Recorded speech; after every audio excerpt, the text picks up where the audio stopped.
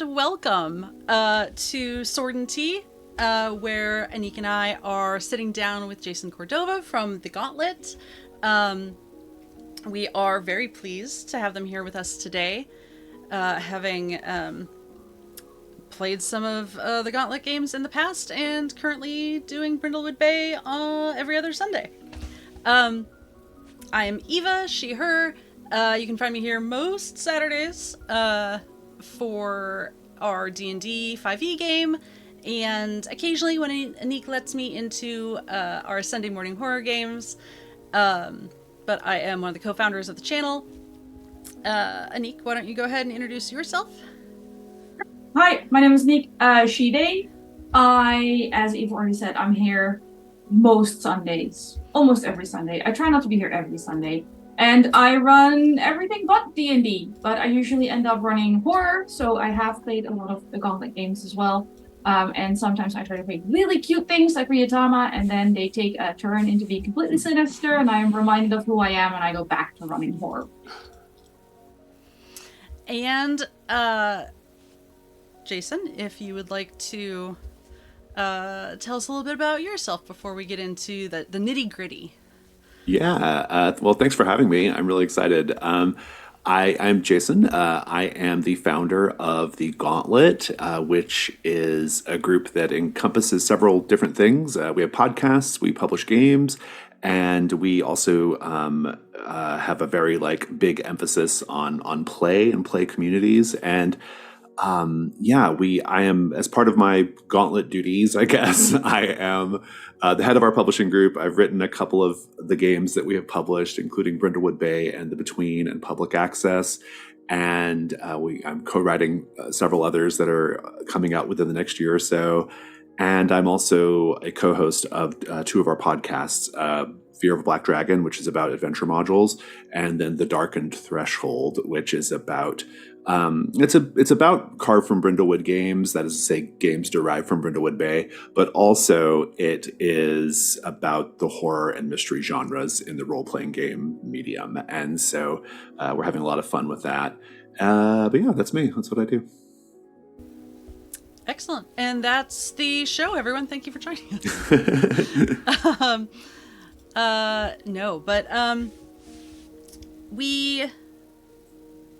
There's so many places we could start, really. I think what I'm interested in so many things, but why don't we start with your latest release, Public Access, which in the nutshell is, I believe, billed as analog horror, right? Mm-hmm. And I'm guessing is kind of where your background is. It is indeed, yeah. Yeah. This is art from the book, in fact, yeah. Art is so good. I can only assume that that release has gone well, because I saw so much hype when it came out. Yeah, and I know we're happy with it. The reception's been really positive. we're like, yes, more of this, please. Yeah, it's great. I know our Discord was practically vibrating with excitement for it, and good. Yeah, I have DMs that are my favorite physiological response from people when they yeah. when they pick up one of our games. I like for them to vibrate.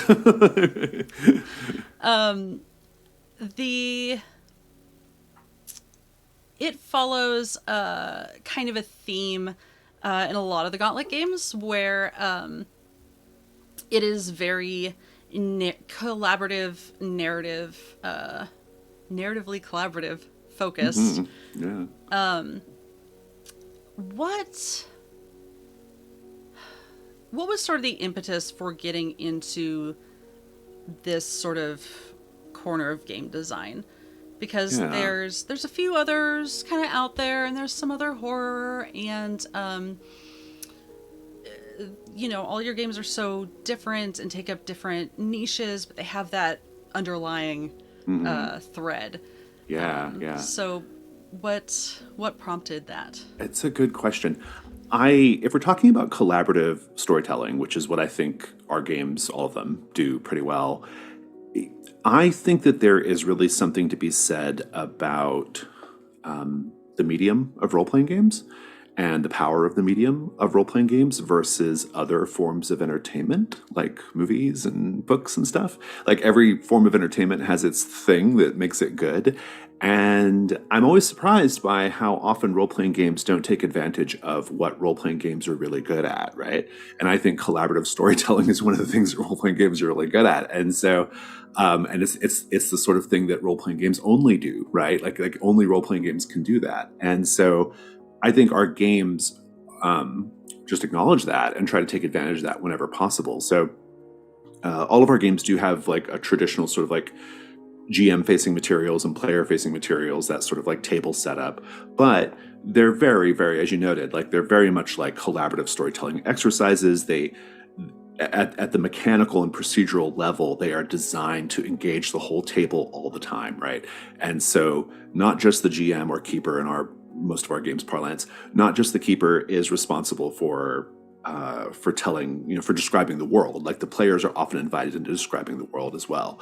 And a lot of this just comes from how I like to run games. And so in a lot of our games, we've kind of hardwired my GMing techniques and style into the games themselves. But that's where it comes from though. And I think that, probably the most like stark example of this is the mystery solving system in the Carve from Brindlewood games, right? Like this idea that the mysteries don't have canonical solutions and that you are going to come up with the solution together at the table. That is like that's the sort of ne plus ultra of this idea, right? Of like, we are collaborating to come up with the story. We are literally creating the mystery right here on the fly, and the solution to it. And it's not something that anyone, the author of the game or the scenario or the GM foresaw, right? And I think that's very exciting. And I think that's what, I think when people play our games, they don't necessarily know what they're responding to positively right away, but I think that's what they're responding to positively. Like, I think that's what's being tapped into that they really love. Yeah. It kind of reminds me of what Anik was just talking about playing Ryutama and how the GM there is defined as another player, not just the game runner. And I really like that because it gives you more... there's a whole like tradition of this, right? Like I think that like there's for us, I mean, a lot of my like design is very much rooted in like this really particular like indie RPG design tradition, right? Like that kind of flows out of, well, probably originally like The Forge back in the early aughts, though that was long before my time. But popular examples of stuff like Fiasco and games like that, like this idea of like of sort of like dispersed responsibility at the table for narrative and collaborative storytelling. It's been around, right? Like it's not like anything we've invented, but we lean into it in a way that I don't think anyone else is doing right now at this moment, and in particular when it comes to horror and mystery. And I'm really proud of it. And I think I feel like we're doing our part to like show folks like a different way of doing role-playing games. That makes me really happy. So, For me, a collaborative storytelling in a lot of systems is like on the rise, to use a terrible term, but it's getting more and more popular. Like not all the work of describing everything is on the GM. Yeah. But I find that especially in horror games that they're kind of lagging in that regard, which is why I'm so happy with the kind of games you put out. Thank you. Because a lot of other games, as soon as it's no longer cozy or gay, they're like, just make DM do the work.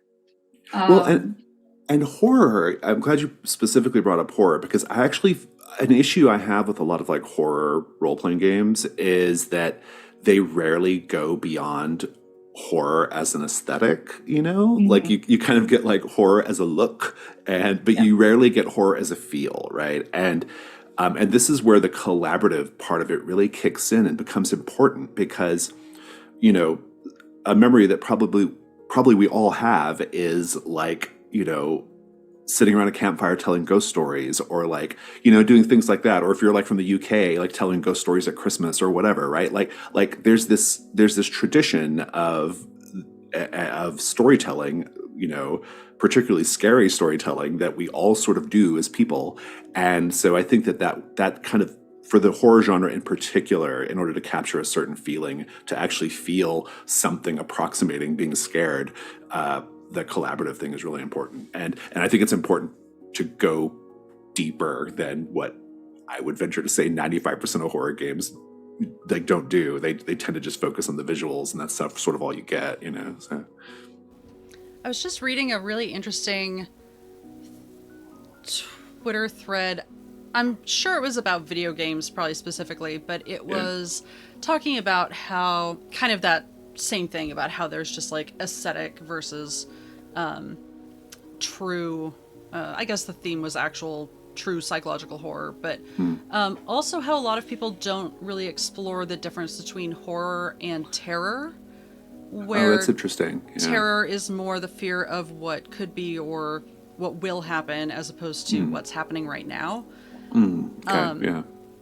Which I thought was interesting, and I kind of like that. You kind leaning on that a little bit. There's especially games like Trophy Dark. You go in. There isn't as much. This is going to sound weird. There isn't as much terror for like Fear of the Unknown, because you already know that most characters will have a terrible ending. They're gonna die. Yeah. They're dead. Like, it's 10 Candles, it's Sunken, it's Trophy Dark. There's something about going into a game knowing you're going to either have a character be dead, or as I would like to leave them, wishing they were dead.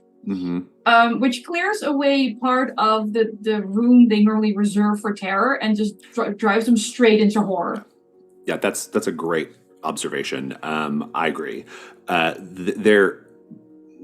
was asked on another stream a week or so ago, like, how would I pitch Trophy to D&D players, you know?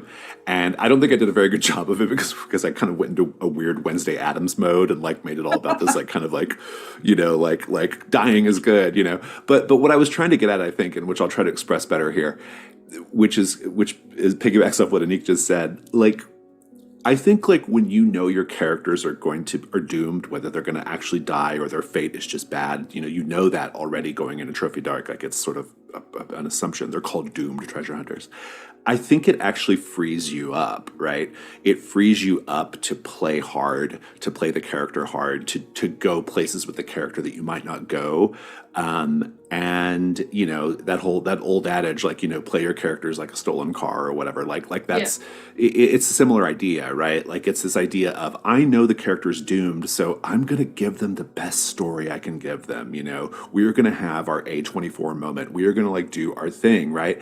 And I think that like when you're playing a game where, I think even like where there's a possibility the character isn't doomed, I think you might be too defensive and too precious about the character, right? And so, which is certainly not what Trophy Dark wants. And so, yeah, I think that's a big part of it, right? And leaning into that, embracing it and kind of embracing the spiral, I think actually helps make everyone at the table more receptive to the idea of fear as well. You know, like, it's like we are all, we're all kind of in this. We're all here for the same reason, and we all know what the basic contours of the outcome is going to be. So let's enjoy it for what it's doing, which is, you know, gross stuff and terror and characters scratching their eyes out at the end and all this other stuff, right? Like, that's what we came for. So yeah, I when agree. players start competing to see who has the coolest and or grossest death, Yeah, like right, those yeah, are the exactly, tables where I'm like, okay, yeah. we're gonna have a great time. You always have that player who like ends on Ruin 5 and they're like bummed that they didn't get to Ruin 6. Like, I tried so hard to get to Ruin 6, but then they give the character like a really grim epilogue anyway. But like, you know, that's the one where we go, okay, so you're alive. Too bad for you. Like, exactly. I very much enjoy making characters wish they were dead instead. It is a talent of Anik's.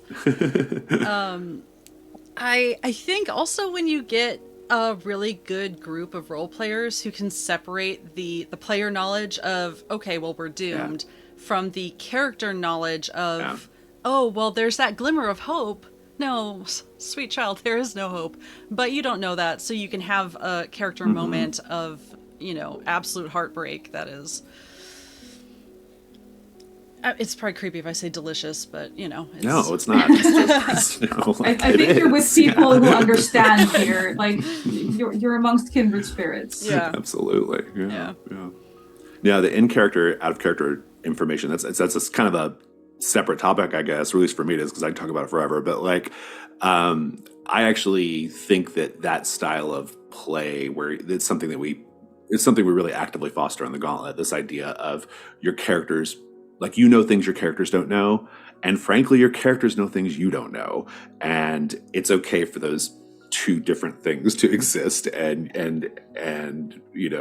I like to imagine that characters actually, like in an ongoing campaign, I like to imagine that the characters have a life that they're doing before we sit down to play with them, right? Like, and it's none of our business what they get up to until it is our business, right? And in my games, it's when the rules prompt you to make it your business. But like, and I think, and I treat it that way because I think that what you get is you just get an overall more cinematic kind of play experience, when we just focus on the really cool stuff is happening when we're together, when we have the characters. They're humdrum lives. Like the boring stuff, that's when we're not with them. Exactly. Let them do all their shopping on their own stuff. time. Yeah, on their own time, right? Yeah, exactly. So yeah. Smash cut to the good stuff.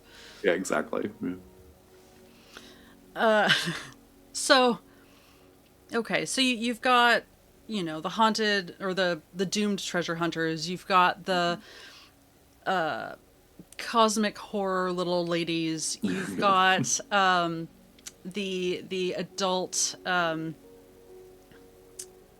don't want to say adult children, but the adults going back to their. It came back. Sorry to cut you off harshly, but I'm suddenly seeing blinking lights. It went down and then it came right back. So. Okay, we're good. We're good. We're live on my end. Okay, we're back.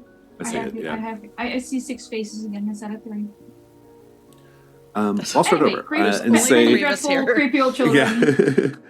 I'll start over and say that public access is probably the most personal of the games I've made. The idea for it I can probably trace back to when I was ultimately kind of trace back to when I was a little kid, and this story that I've told a million times in a million places, and I apologize to people in the chat because I'm sure some of them have heard it, but I was on my family when I was 5 years old. It's one of my earliest memories. We are traveling to California, caravanning to California with my aunt and uncle. They're in one car and my family's in the other car. Middle of the night, we're driving through, I don't actually know where through, either Arizona or New Mexico, one of them. And we're driving through and I'm awake. My dad's asleep. My mom is driving. And we see a person standing on the side of the road wearing a cowl and a robe. And they're just standing there. And it's the only thing you can see. There's nothing else around. You can see it. You can see them really clearly in the headlights. And a little bit later, we pulled off for gas, and my aunt, who was driving their car, and my mom get out, and they're terrified. They're like, "Did you see that? Did you see that? Oh my God, did you see that?" And that memory is so burned into me because all I could think about, at least in hindsight anyway, and I'm sure I've changed this memory, over the years, and I'm sure it's not exactly like I'm remembering it, but all I can remember and all I can think about is, I want to know who that guy was. Who was that guy? Why was he just standing there looking like a creep? Why was he wearing a cowl and a robe? Where did he come from? What were they doing? It sort of built this idea of mysteries in the desert, and this sort of idea of mysteries in the desert became really elemental to me.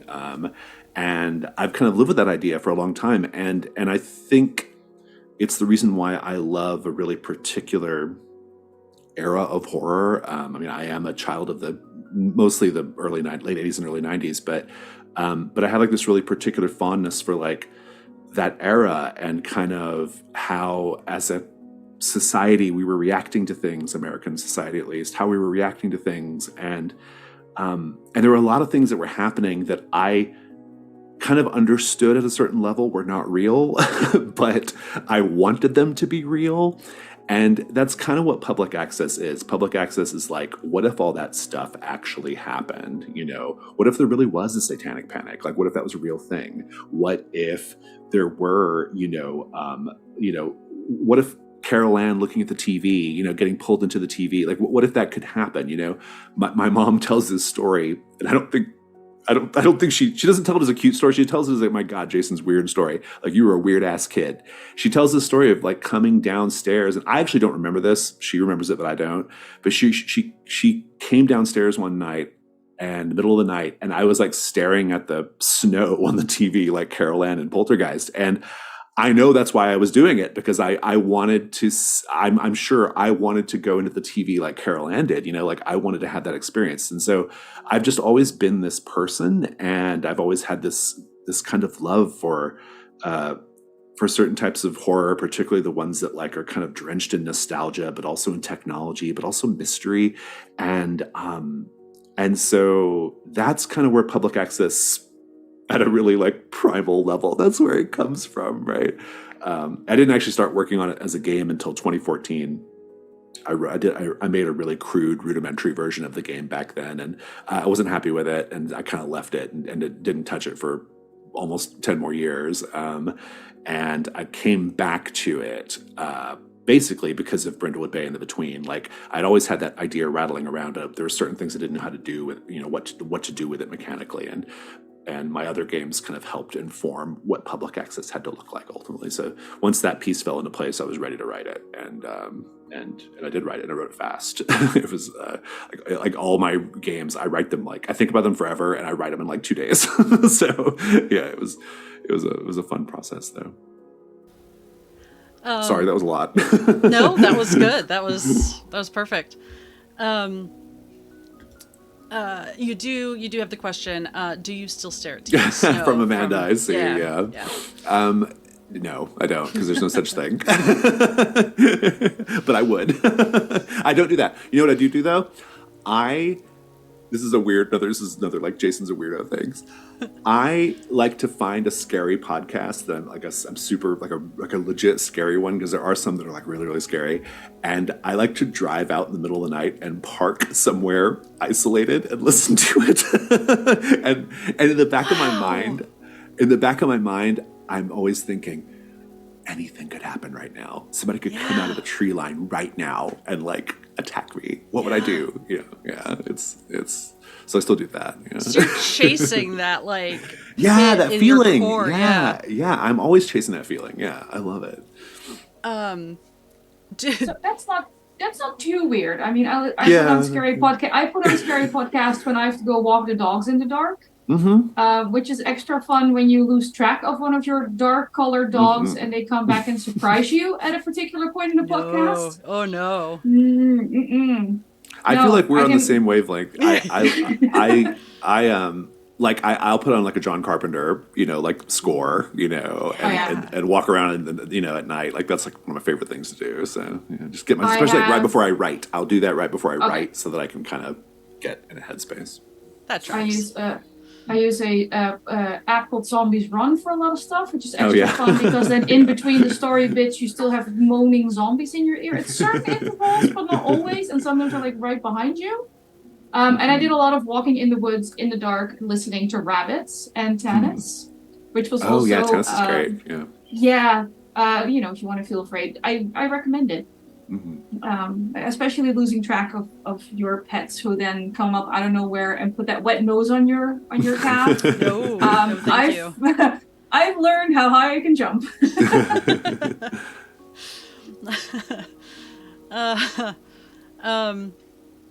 I just started tennis and live outside of Seattle, so it's very like the vibe is here. I was going to say something about creepy children. What was it? All children are creepy. So I think that's an oxymoron. That's full stop. It's like cold snow. Yeah. Oh, no, that was it. I think there's also that like I don't know if it's a saying or just, you know, kids are more open to the occult or whatever, and you know, we kind of grow out of it, and I think that makes them like a very good base point for terrifying things. It's the same thing that, you know, I mean, the thing that allows kids to believe in the Easter Bunny and Santa Claus, right, is that it's the same thing. Like, you know, kids can also believe in the bad things, right? And some kids, I'm one of them, or I was one of them, they love the bad thing, right? And you know, but yeah, there's this. I think kids, as a general matter, have like a receptivity to possibility that that we definitely, you know, mostly lose, right?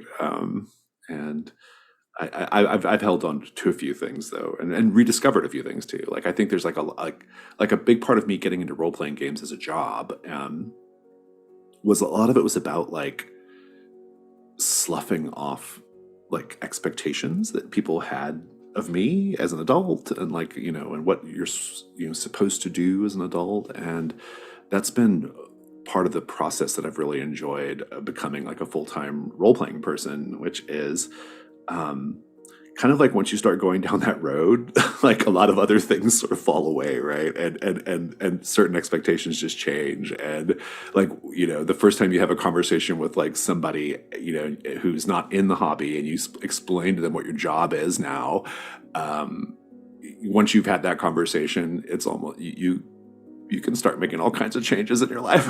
It's like no big deal. So, you know. There's a lot of it's that expectation of what reality and what life is supposed to be. Mm-hmm. And sometimes if you just tell yourself, you know, why not, you can. Yeah, I mean, I think I think, you know, role playing games, like there's a big part of me, like when I was getting the Gauntlet going, this is like in 2013.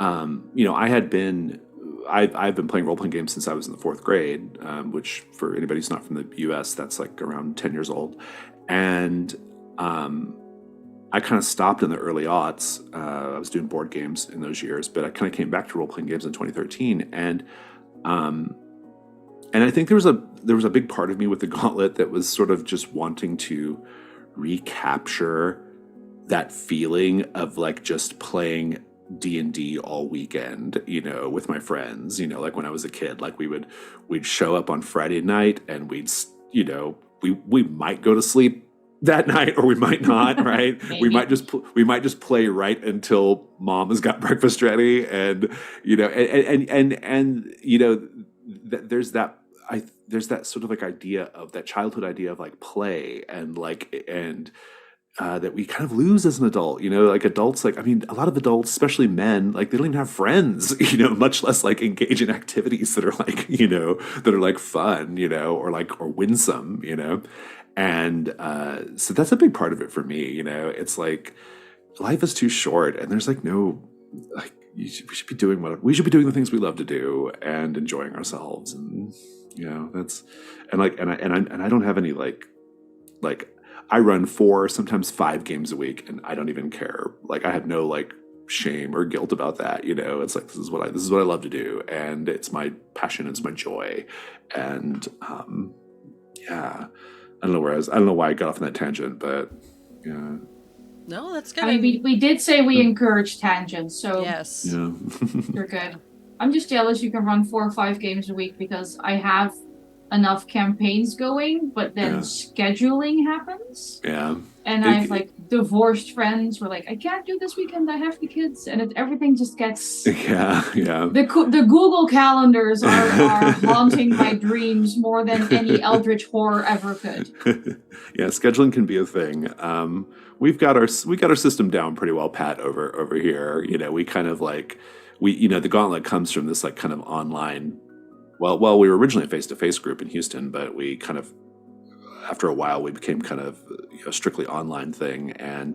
But the way we would run games is we would do it to where we wouldn't do whole campaigns. The calendar was just like 3 or 4 sessions at a time. So our community of people okay, you didn't get in this series, but maybe you'll get it next month for, these 4 sessions. Like, it was never like a locked group of people, like you'd always have a chance to like get into another game. And if you enjoy campaign style play, our space was not the space for you, because we forbade it. But like, we've kind of let that go. Well, a lot of the sort of community side has changed over the years, but like, but that was it. But that was initially how we were able to kind of build up like a core group of people, because we were running games that weren't campaign games anyway, right? Like you would just get a few sessions out of them to get the whole experience. And so that was like a way of like sort of getting a consistent group of people, who could commit to maybe they can't commit to 12, 15, 20 sessions, but they could commit to like 3 or 4, and so, and we've had just like a long time to sort of refine that and everything. And so I'm very lucky. Like, I mean, it was a lot of work to get to that point, but I feel very lucky that like I can throw a game up on our calendar. It fills within literal seconds. And like, I don't have to I never have to worry about having a group, which is a really nice position to be in.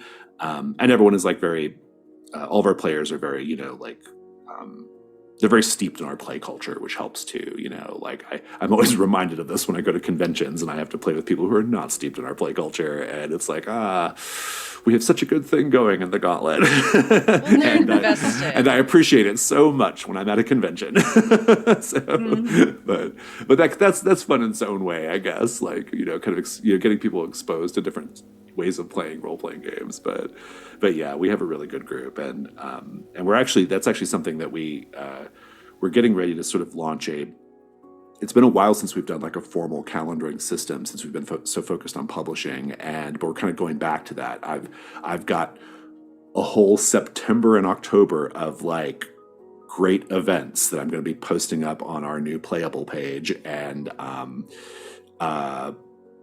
it's a bunch of like 2 shots to give like the maximum number of people an opportunity to play our games, to play with me, to kind of get into our vibe.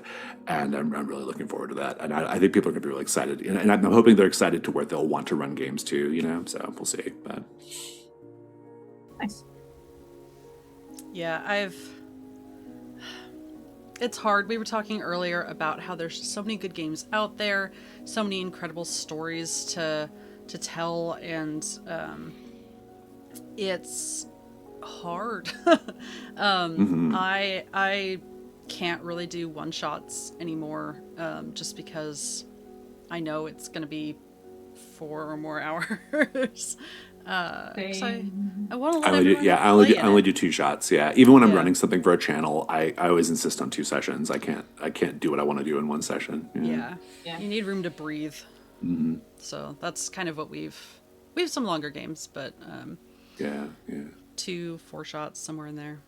Yeah, I lately have been most. I mean, I have like a mix right now. Like half my groups are like ongoing groups. We've been going for 10, 20 sessions or whatever, and then the other half are like rotated out. So I get like a good mix. I'm pretty happy with so far.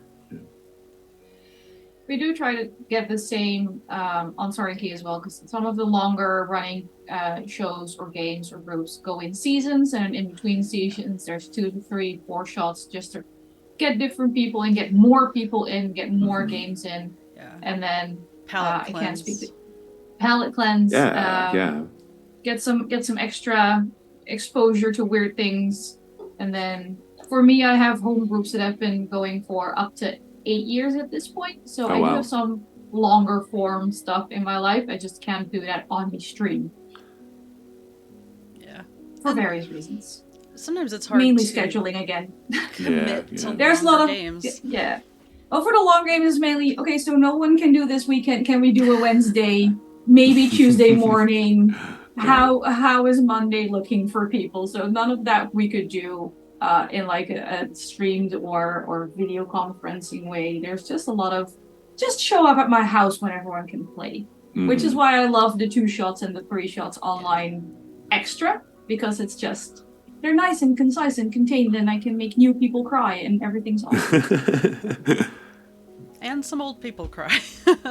Yes, also true. I do like that about a lot of like the between and almost all your games have that like through line though, so you can do shorter sessions and kind of just do one mystery if you just kind of want to test things out, but then you have the like deeper underlying like so you can connect different groups, or you can have one group kind of overlap in mysteries and that it's not modular, but I like how that what is modular, right? I mean, like I think that it was definitely like an intentional decision when I was like making these games. Like I think a lot about how I play and run games when I'm writing a game, and I wanted the games to have that kind of flexibility. I love a campaign, but not like an ongoing campaign. I like a campaign that ends, right? And so, but also I like the idea of, from just a practical standpoint, but also a marketing standpoint, a game that lets people just play it for 1 or 2 sessions if they want, or do one mystery or do 2 mysteries, and they can kind of, if they're just trying it out, or they're just doing it as a little 2-shot on a Twitch stream. Like, that's been a big benefit for Brindlewood Bay, right? Like, Brindlewood Bay has benefited hugely from the fact that you can just do one mystery and, on your channel or whatever, and or if you want to go longer, you can. But it's been very nice.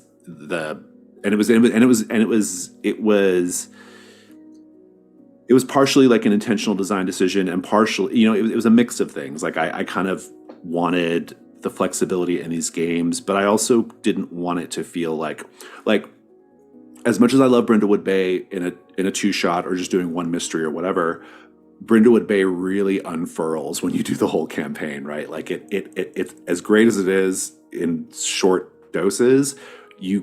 When you stick with it and you do the whole Midwives campaign and see the conspiracy through to the end, it's a different experience entirely, right? Like, I've had campaigns of Brindlewood Bay that have felt like transcendent. Like, man, I can't believe we did this. Like, that's that kind of feeling you get when you let any game breathe, really. But I think that these games, because they have such a clear through line, like you said, and they have this thing they're building towards, it kind of goes back to what we said earlier about like knowing your characters are doomed, right? Knowing that the midwives are definitely going to be, or the mavens are going to be facing the midwives at the end. There's definitely going to be a confrontation with this supernatural occult force at the end.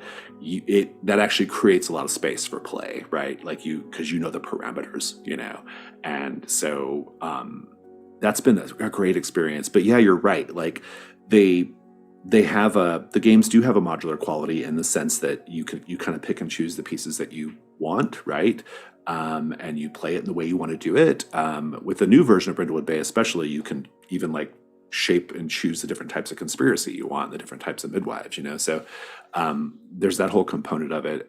In addition to the fact that they literally are module-based games, right? Like, so, and we're kind of really doing a lot of exploration with like this modularity idea in our Patreon, because we're coming out with a lot of stuff in our Patreon that are essentially like kind of add-on pieces for the games, like optional, like you don't have to use them, but like they're things that you can like add to the game to just deepen the experience, and we're really excited about that, like that flexibility and sort of creating space for players of all levels of like enthusiasm and experience, right? Like, you can just engage with it at this lighter level and still really enjoy it, or you can go really, really deep. And like for people who love the Between, and probably of all of our games, that's the one that has like the most, where the fans are like really dedicated to it. Like the Between fans are hardcore, right?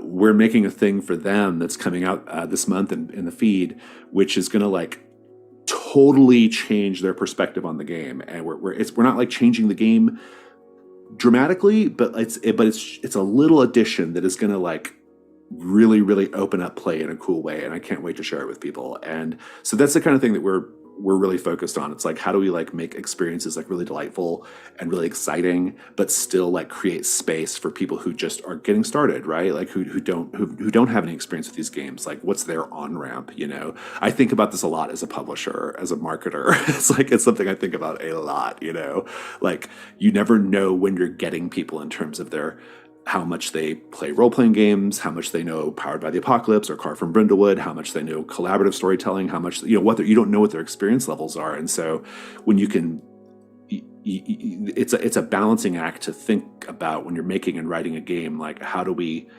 make it maximally approachable while still having this depth, that we think our most ardent fans have come to appreciate, so it's fun, but it's a fun challenge. And I think it at least in part helps explain our success. Like, I think because we do think a lot about the scene and how players receive things. And like my whole YouTube channel is literally just me showing people how to run our games, right? Like, and I think very educational and very I'm glad. Like that's like, and that's something that a lot of publishers don't do, right? Like they don't have like a person who's on YouTube or wherever, like just literally teaching the games, by play. And so I think about it a lot as a publisher, because when a thing becomes your job and your only source of income, you start having really different perspectives on things, Sure. But it's fun. It's a good time. But it all kind of leads to like games that we're like super proud of, Like it makes me very happy that Brindlewood Bay is so many people's first game they've ever run, right? I get that every week. I get a message from someone who's like, I've never run a game before, and this was so cool. It was a great experience, and that's my heart. Like I love that, right? So yeah, that's a good time. It's exciting. Yeah. It's a very good access point. I mean, first of all, just the log line of Murder She Wrote, Cosmic Horror, Murder She Wrote, like okay, sold. It's the one line. It is a hook, right? Yeah. it is a hook. Yeah. Ours is actually a spiritual successor to last year's. We had a Monster Hearts campaign. Oh, nice, good. And so this is love Monster Hearts. Yeah. Yeah, it's stacked in the same world, kind of, and it's nice, a good. nice Yeah. dovetail. Like you were saying, like you can kind of pick and choose, and I just love the moves. There is something really nice too about, even as someone who runs a lot of games, runs a lot of different systems and all that, how there's always, all your games start with cats and table safety and the basics. Like it's still always worth reviewing, and it's never written in such a way that even though it's familiar to me because I've read it before from your books, like it's still it's just well phrased and well organized. Thank you. Yeah, thanks. Well, that all comes back to play, right? Like there's this I don't know, like when I pick up a book, a role-playing game book, and I read it, I can always tell if the creators run and play lots of games. Like I can just tell. Like I sometimes because you sometimes get this feeling of like, well, this should be maybe ordered a little differently, or maybe this should be presented a certain way. And I like to think that like because we run and play so many games in our community, that has an effect on like the ultimate text, right? And like how people receive it. I'm always thinking about like, how do we reduce the cognitive load here? How do we like make getting to the table as easy as possible?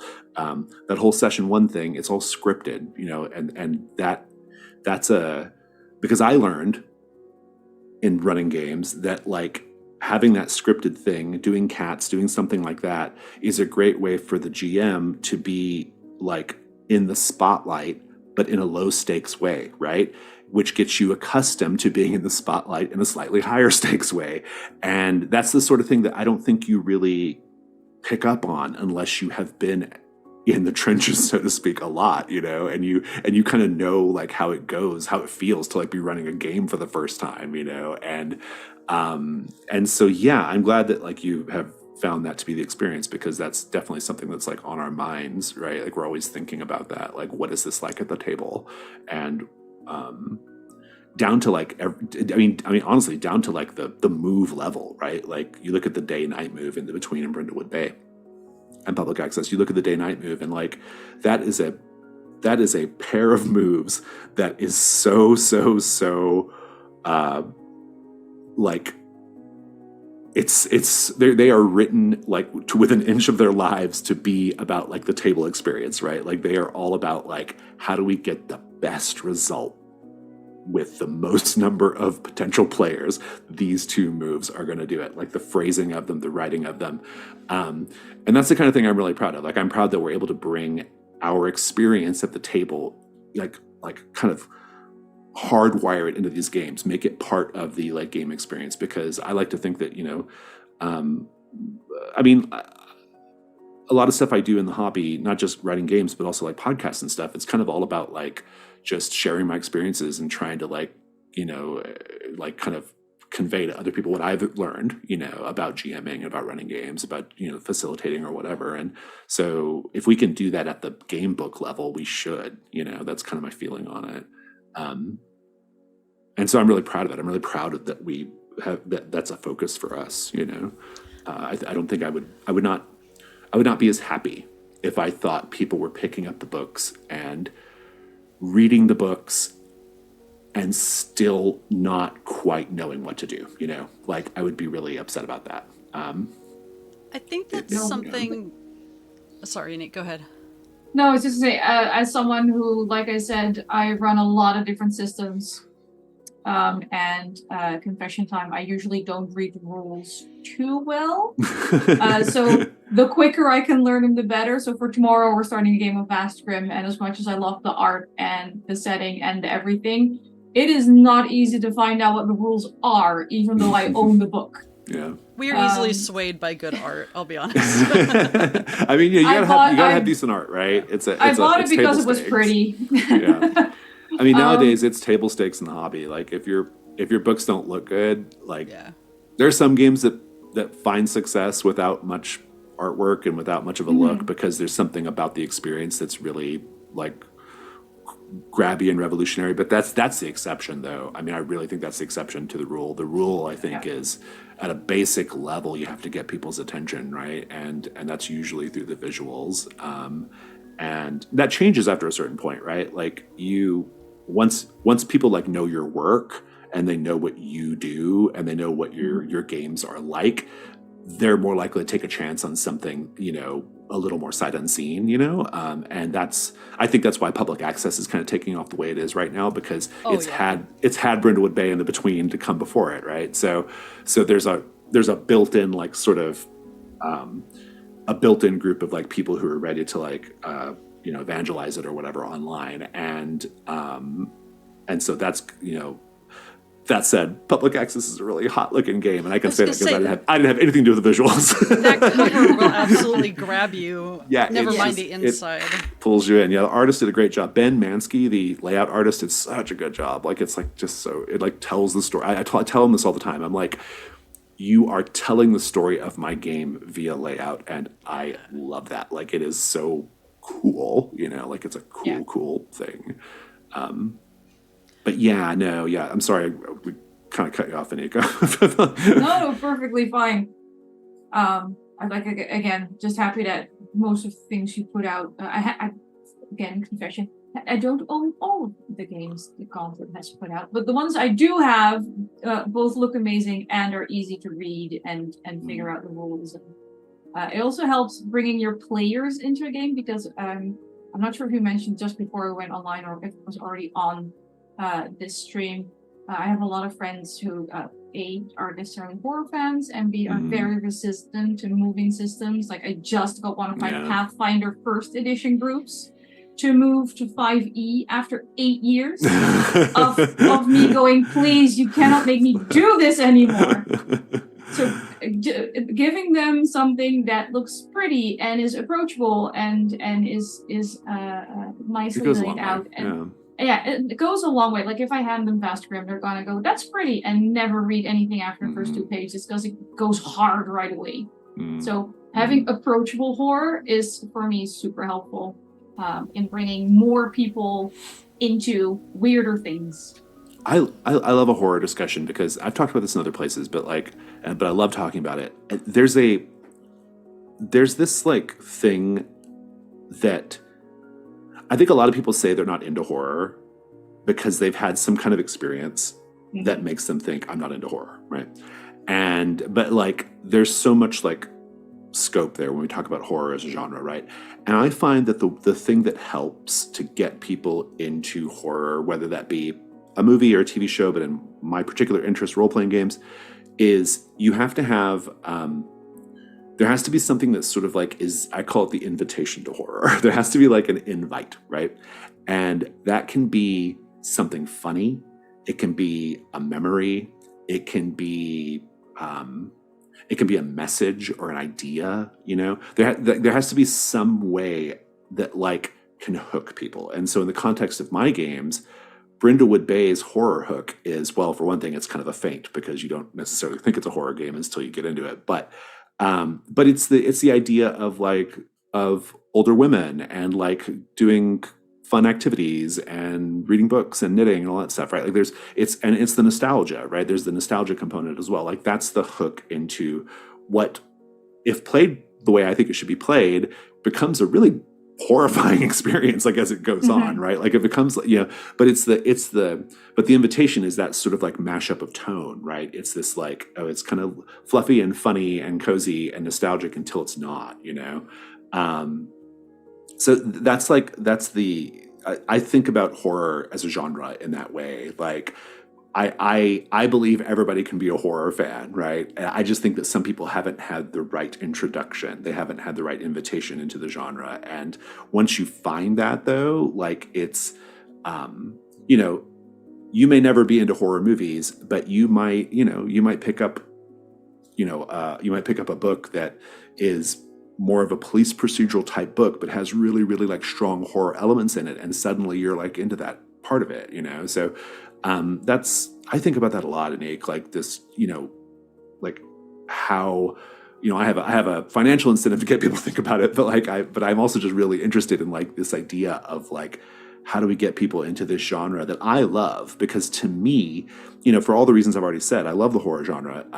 But there's also like a component to the horror genre that I think is undervalued, which is like horror's like sort of foundational queerness, you know? Like horror is such a foundationally queer genre, right? I think that like horror speaks to like queer communities and represents like the queer experience in so many ways. And like for me as a young gay kid, I always kind of felt like, okay, yes, this movie was made for like a general audience, but the filmmaker is 100% talking to me specifically, right? Like they are specifically like trying to get my attention right now. And I love, and so I think that's another part of it, right? Like there's this part of like horror as a method of like subversion, as a way of like taking, you know, queerness, not just as a gender or sexuality thing, but like as a sort of like idea of not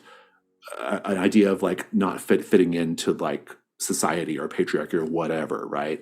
That horror like does better than like any other genre. And so that's a great reason to want people to try to explore the genre, you know, in addition to the fact that I think it's just fun. That's another, for me, that's another part of it, you know? Absolutely. And there's a lot of overlap between like metaphors and symbolism and all that between horror, you know, in the general sense, and then just tied straight to queerness. And it's no accident that like if you look at all of the like the really like classic era horror movie makers, like from say, well, pretty much from like the Universal Pictures up until about like the 70s, like they are like the directors, like the fact that the directors are queer, they're like the queer directors like out like really really like proportion to other genres, they punch way above their weight, you know. And it's because that is the genre they were allowed to be subversive in, right? That's the genre they were allowed to communicate in, you know. And so yeah, I love it for that reason. Sorry I cut you off. No, that was perfect. Because I had mentioned this in chat, but now I'm just gonna say it. Like a book I found really important on that topic was Monsters in the Closet, which is exactly that. Yeah. Yeah, for people who are interested in this topic, that book is great. But also, Shudder / AMC Plus has a really great series they did called Queer for Fear. Really, really good. And also that documentary about the second Nightmare on Elm Street movie, which is like famously coded very, very gay. That's a great, like, it's a documentary ostensibly about that movie, but it's really about like queerness and horror. And so for people who like want to go deep on those topics, and I think those are great resources too. Like, but yeah, Monsters in the Cloud is super good.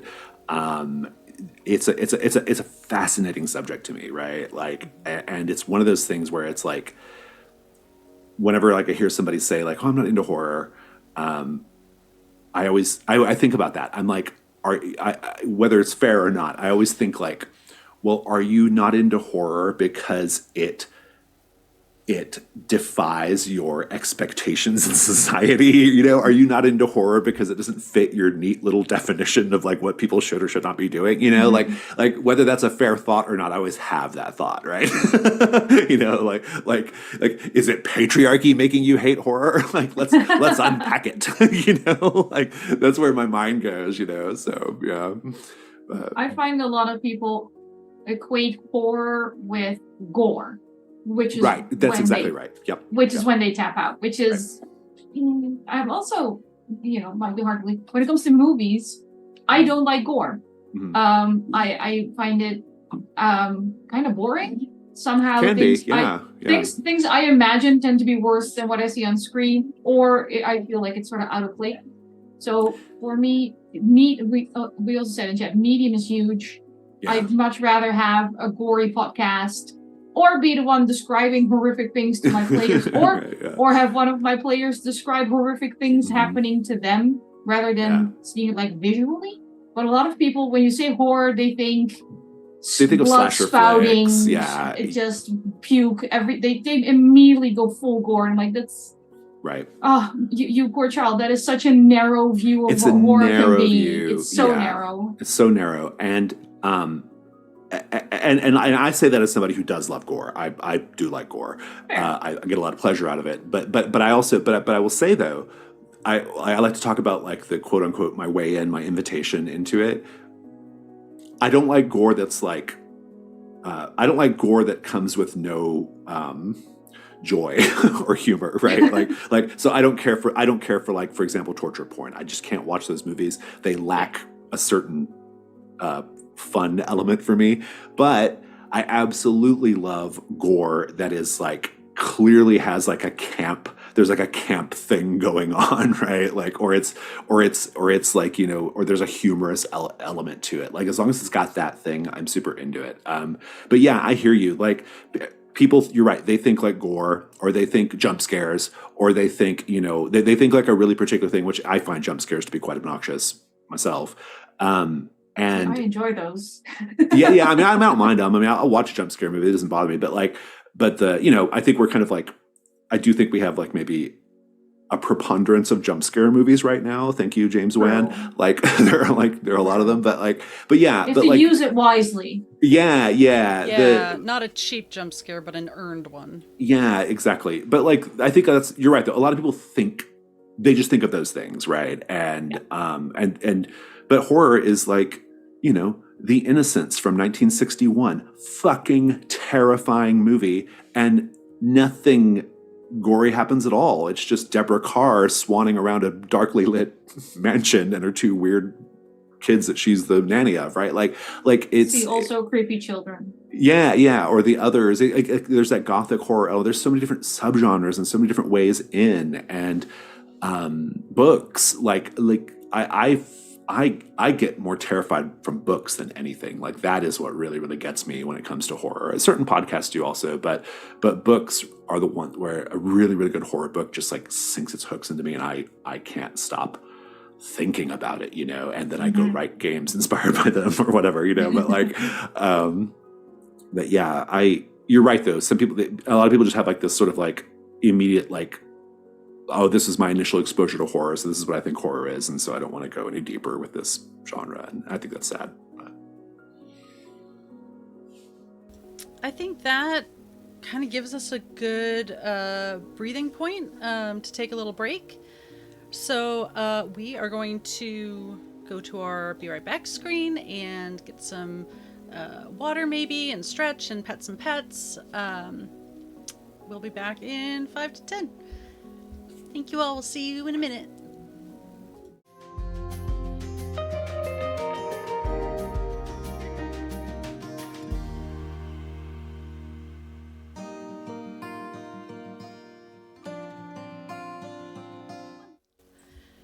Hello and welcome back. We are in the second half of our sit-down discussion with Jason Cordova from the Gauntlet. Anik and I are your hosts today.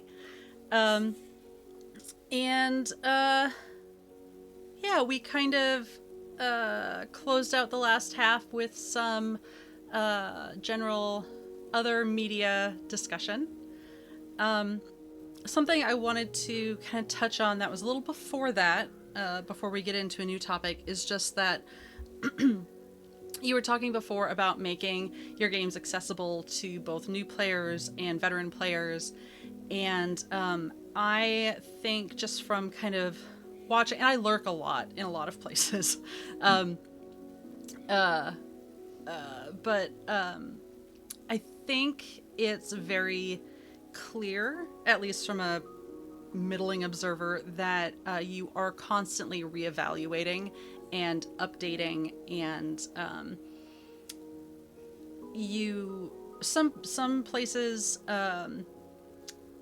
will just kind of put out their product and continue to market it, but they don't kind of do a version 2 or 3 or anything like that. And it's very clear that you put a lot of work in ahead of time, and then also even after it's out, you're like, okay, what can we change, or what needs clarity, or anything like that? And it's just really nice to see that you continue to put care and effort into your work even when it's out in the world. See our Any nominations yesterday for games that were originally came out in 2018. Yeah. Yes. Thank you. I do. We're big believers in. We have our process. Our process is like, okay, we're going to put out this initial digital version. It's going to be 100% playable. We hope you love it, but you'll definitely be able to play it. You'll be able to get a lot of value out of it, and that's great. But there's going to be an eventual long-term final version, which will probably be crowdfunded, and we're working towards that. And in the meantime, while we're working towards that, we're going to be taking a look at what works, what doesn't work. Well, because it's a digital product, we can make changes whenever we want to. And furthermore, we're going to be supporting it, right? Like, we're going to keep releasing new material for it. We're going to keep everyone's excitement levels high, and keep everybody engaged. And then so that hopefully when we get ready to go to crowdfunding, you will all be there with us. And so that's our marketing. That's the marketing we do. But you're right, there is a sort of design component to it. Like there's a game creation component to it where, the Brindlewood Bay of right now is not dramatically different, but it's significantly different than the original 40-page zine version that came out in 2020. The new version, the Kickstarter version, I consider the first edition because even although it is in some you argue it's a second edition, but it is revised from the original one quite a bit. There's a lot of new stuff. There's a lot of new material. I've had a lot of chance to run it, and so I have a lot of new ideas that I've incorporated into the game, down to characters that I didn't exist before but now do, and I just find that to be fun. I don't want to put something out in the world and then not touch it again. I made it to because I love it and I want to keep messing with it, and I think that's in role-playing games, especially in the indie side of the hobby, we have this this sort of cult of the new. There's this constant churn, where it's I got to put out a new thing, and we just have a different approach. Our approach is just, we're going to put out this thing and we're going to nurture it for maybe 3 years before we do something else with it, right? But we're going to we're going to nurture it for a while and get people to understand why we think it's cool and to want to play it. And yeah, I mean, I, I, yes, this is my job. Yes, this is, it's increasingly becoming the jobs of other people as we grow, and that's an important component of it. But at the end of the day, like, I like to play games and run games and create, and I that's the fun of it for me, like I enjoy like revisiting it and refining it and changing and incorporating ideas from people who I've played with or talked to, and like, making it as best it can be. And so it's kind of part marketing, it's part personal enjoyment, it's community, it's all those sorts of things. Yeah. Yeah, you believe in it. It's not just Yeah. a product, and that's probably why you have such a loyal community too. Is Yeah, we're always trying to like give them something, like I the way I look at it, it's like it all kind of goes back to this idea of, you know like I want people to feel that level of passion I have for the hobby, right? Like, I have a real passion for this hobby. Like, I'm so like rooted in it, and it's so like fundamental to who I am as a person. And as much as I can like share that with other people and kind of bring them into my world, I take a lot of pleasure in that. And so whether that be from the creative side, like by holding contests, to openly inviting people to engage with our games at that level, to create for them or to spin off them or whatever, or whether it be just sitting down at my table, like making my game calendars like open to the public, right? Like, just like, no matter how it goes, I love the idea of like bringing people into that same like joy that I have for the medium and for this form of entertainment, and so people engage in lots of different levels and lots of different ways, and I like to meet them in whatever ways that I can. Now, there's a few things I don't do. I've never really tried my hand at streaming. I'm not sure that's ever going to be a thing I'm going to be into as a regular gig, because I just don't know if it's for me. But and I'm not into play by post. That's not a thing I'm into. It's not my thing. I don't really care for solo role playing games. Like, there's things I don't really personally have much investment in. But there are things that I love, and I try to do my best to like engage with our community in all those ways, and but that's also like where it's really helpful to bring in like outside people, like right now with the Gauntlet, my sort of like my comrade in arms right now is Alex Rabitsky, who's co-hosting The Darkened Threshold with me, but also doing some of our social media stuff and other things. And I'm getting him a little bit more involved in all the stuff we're doing behind the scenes, and that's because he brings, he brings a certain set of like passions and joys that I don't have. Like, he fills gaps, in a lot of ways, and yeah. So you want to stay nimble and not calcify too much, but I also like, I kind of know what we do well, and I try to like lean into the stuff that I know we do really well.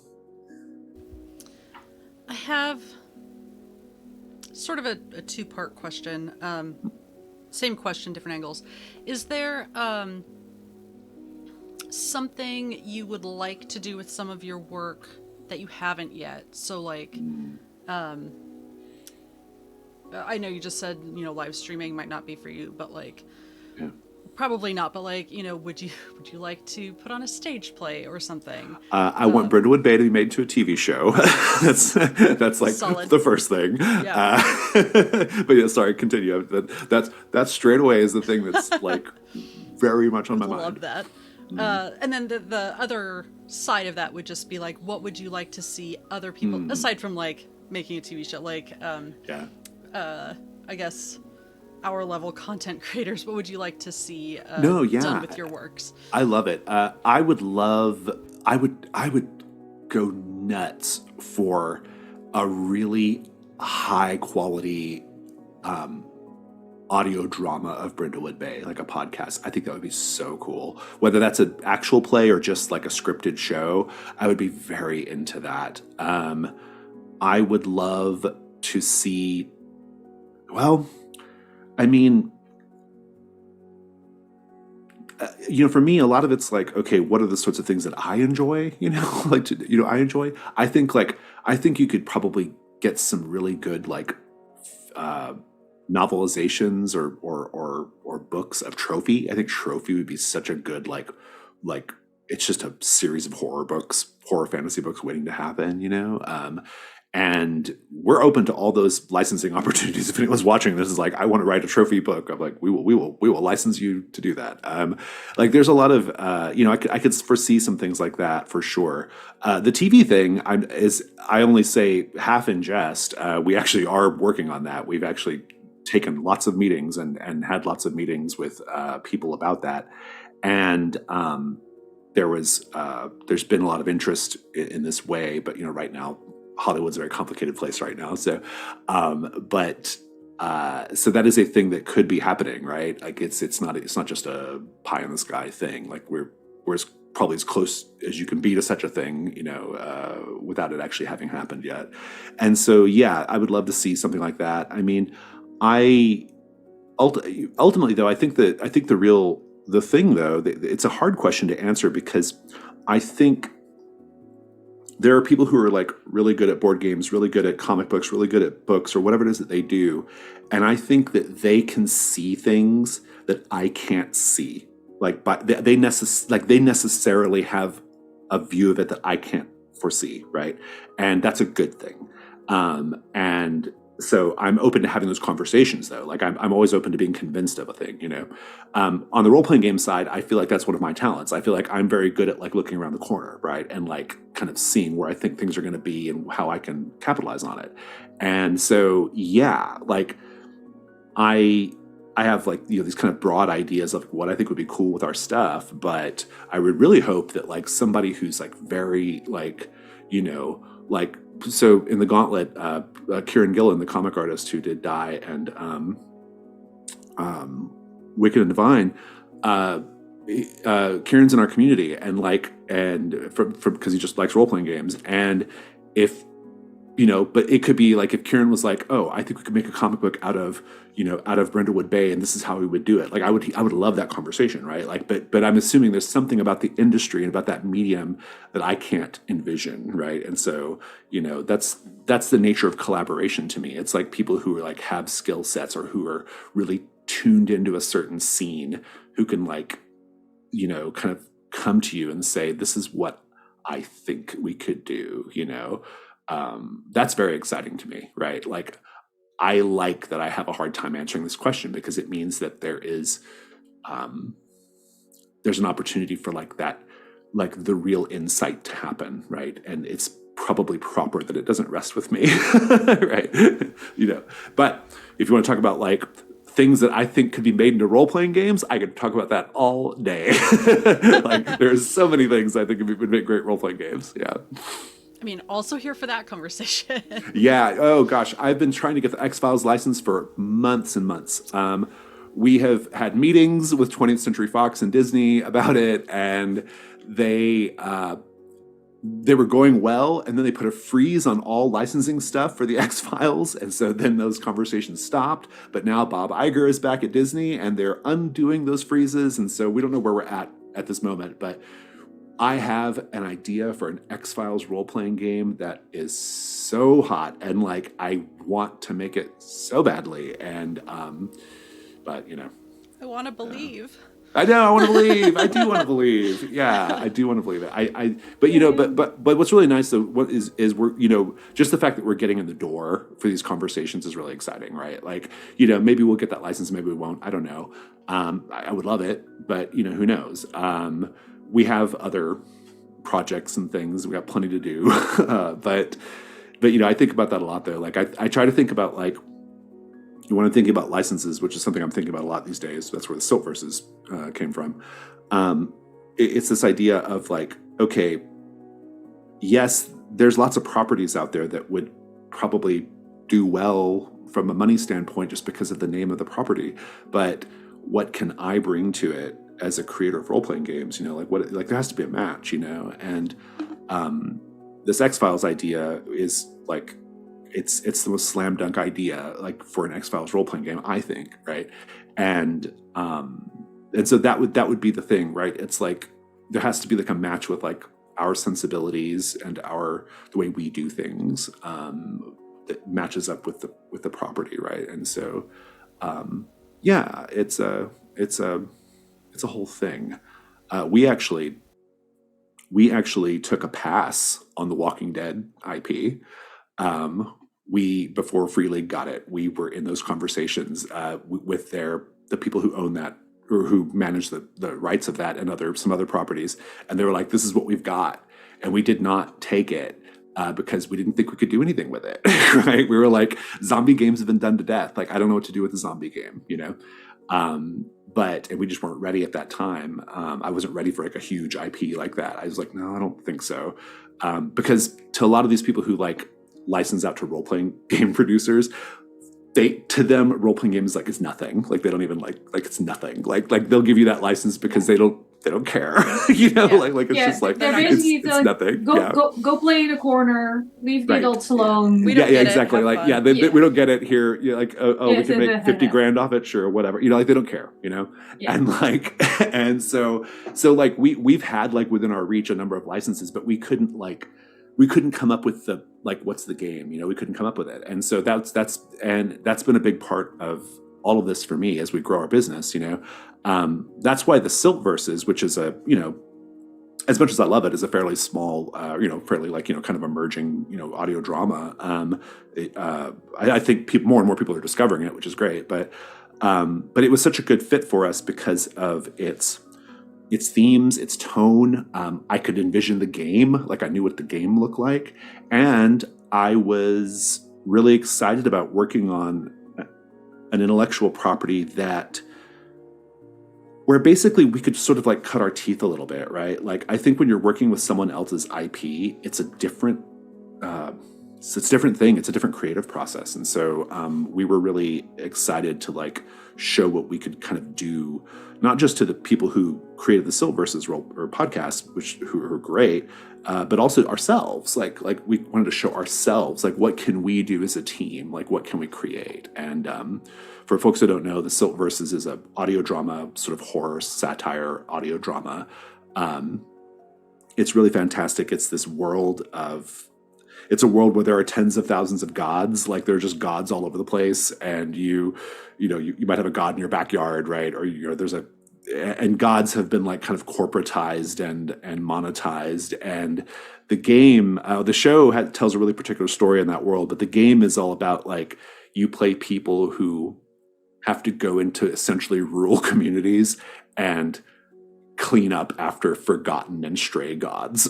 Like we have this god that's like, it's an old family god that the family moved away but they left the god here, and now we got to figure out what to do about it. So it's that kind of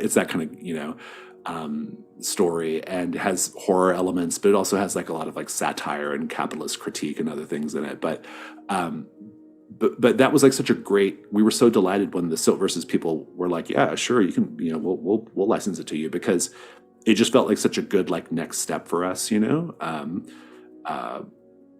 I was not ready to do the Five Nights at Freddy's role-playing game or the Walking Dead, or like we were not there yet, right? Even though licenses are surprisingly easy to get, right? Like it's not as hard as you would think. The hardest is the hardest licenses to get are video games, and that's only because a lot of video game licensors will not let you crowdfund.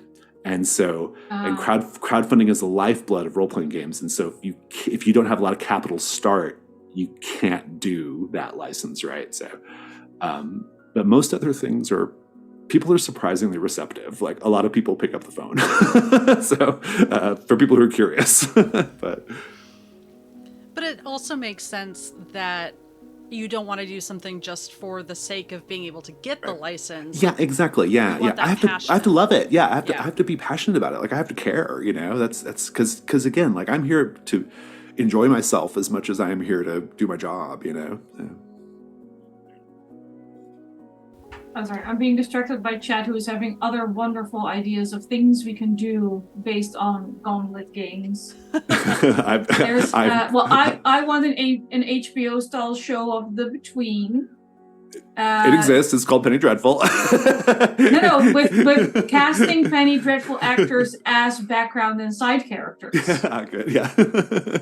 A series of Shudder movies based on trophy incursions. Would be so good, so good. That would it's be like so amazing. They have actually. It's so funny. I don't know who put that in the comments, but Shudder did do a movie that's like a little one-shot horror fantasy movie, and I swear to God, it's just like a trophy incursion. Like I don't remember what it's called, but it's like just this guy. It's a warrior guy in a forest facing down horrors in the forest. Like it's like literally trophy, but you could see a whole series of essentially one-shot movies. It'd be so cool. Yeah, amazing. Exactly. Call me A24. Let's do it. Let's make it. Just manifest. Yeah, exactly. I always like to say that Trophy Dark is the A24 role-playing game, and I think it is. The A24 horror movie role-playing game. Yeah. Yeah, I could see that.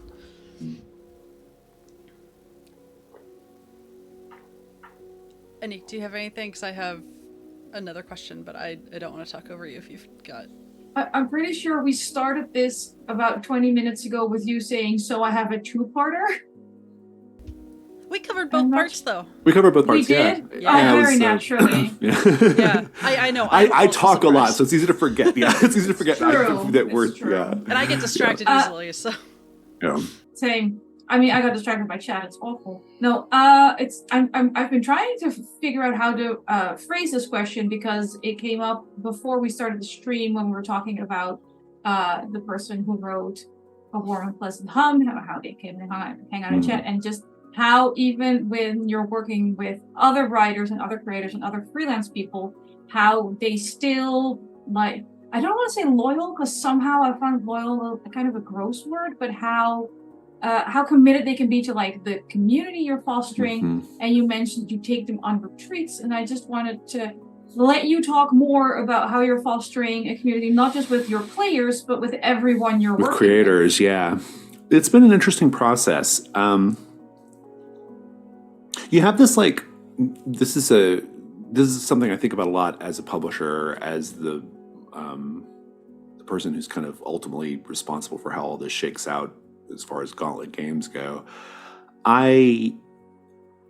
You have this thing where you have to make a transition between this is something we're all doing for fun, and this is something we're doing to make a little money on the side, and now this is our job, right? It's like three distinct phases, right? And I think what some publishers do, I think most people have good intentions. I don't think they do this intentionally, but I think they kind of never leave this is what we're doing for fun, even though the outcome is clearly this is someone's job, right? And so that's something I think about a lot because I think that there's an I believe pretty strongly that if I wanted to get people to write things, they would probably do it for little to no compensation just because they love what we're doing, right? And you absolutely cannot, for ethical reasons and for quality reasons, you can't really start going down that road, right? I won't put any other companies on blast, but there are some companies who I think take advantage of that, right? They take advantage of the fact that people want to write for this game, so we're going to pay them 2 cents a word or whatever, right? That's a thing, right? But you also have to think about you obviously have to think about money, and you got to think about what we can do, And so in the early days for us, our projects were successful for their time and what they were, but they were not the kind of successful to where it was anyone's job, right? It was still clearly something we were doing at least partially because we really enjoyed it, and that was what we got out of it. So as we've kind of grown and gotten better, I've tried to think a lot about how do I get this to be other people's job and not just mine, right? Or how do I get to share the pie in a more equitable way, but to where we can still pay the bills and still keep making things. And so we do a mix, we do we do a lot of freelance hiring at what I consider to be for the indie space. It's a pretty good standard word rate. For the broader industry, it's a really good per word rate because the broader industry doesn't, like, the pay rates are really low. We probably don't pay as much as some other outfits do, but I'm not sure how those outfits do it because, like, I've done the math and I don't know how they do it. But probably what happens is their publisher doesn't pay themselves very much, right? And I insist on getting my share because I can't do this otherwise. So it's something we think about a lot, but we do, we have freelancers, we do a lot of that. But lately what we've been doing is we've been trying to, like, do partnerships on games. And so Silt Versus and Arkham Herald, which is our Lovecraftian horror newspaper reporter game coming out, and then Moonlight Vale, which is our Stardew Valley mystery game, Stardew Valley inspired mystery game coming out later this year. And then Trophy was already this way. But we basically do 50-50 splits with those creators, right? Where the Gauntlet gets half the profits and they get the other half. But because of where we're at in terms of our financial success, we're able to actually pay pretty substantial advances on those royalties to the people. So, like, it's an investment on our part in them, and that's a good relationship. And we basically, so we have, like, we partner with people, and then within that project we'll have freelancers to kind of fill out the scenarios and all the the smaller writing components or whatever. So I think about it a lot. I try to think about, like, what's equitable and what grows our space of creators and what makes everyone whole, but also, like, allows us to keep being an ongoing concern. And so I do think about that a lot. But I think, like, at a more emotional level, there is really something to be said about, like, that move from, like, play to creation, right? Like, I only hire and I only partner with people who are in our spaces. I almost never go outside of our spaces. And the reason why is because I like to have played with people. I like to know what they're all about. I like to know that they know my games really well. And so I put a lot of stock in the community play part of it. Like to me, they're not too distinguishable from each other. Like, they purposely kind of blend into each other. So that's why we do things like writing contests. That's why we do things, like hiring. We hire so many freelancers who we're their first gig in role-playing games, right? Like, they've never done any other role-playing game writing. And that's because I would much rather work with someone who understands my games and understands our vibe.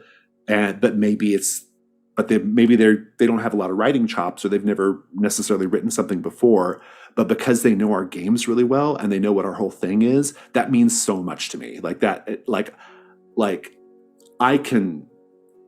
if you can just get me seven, I say this to our editorial team, as long as they can get us 70% of the way there, we can do the other 30%. Like, we'll be good, And so that's kind of my philosophy. Like, in a lot of ways, like, the play focus isn't separated from the creation focus, right? Like, they're really kind of the same thing. It's maybe not helpful for people who are, like, just hustling and looking for jobs. Like, they have to come to our spaces, but it's just how we prefer to work. And this is just how we prefer to do it. And now having said that, like, I do sometimes find people where I'm like, I feel like they have, like, a real particular talent, and I want to bring them into what we do. That's where I watched Alex run The Between, but otherwise we had no connection to each other. And I could just tell right away. I was like, oh, I think Alex really gets it. And so I reached out to him about getting involved in our stuff. But for the most part, I like to really, like, kind of, blend the play and the creation communities and do what we can to, like, kind of keep it all kind of in-house, it's just because it's more fun for me that way. So. Well, it feels like, just based on how interactive your community is, like, it feels like that resonates with a lot of people, as is evidenced also by chat. Yeah, well, and, like, the thing about it is like we always encourage people to like create stuff for our games. Our games, by their very nature, because they have scenarios and stuff, like they're there to have stuff made for them, right? Like they're there to be homebrewed and all that stuff. And we often will like find homebrew stuff and make it like, quote unquote official, part of the official game by publishing it ourselves. And to some degree, I think that like there's that expectation that that might happen. But what's really exciting is even if there's like no chance of us ever publishing it, there's a really good chance that like somebody else might, or you might find somebody to collaborate with, right? And you might go create something with them, right?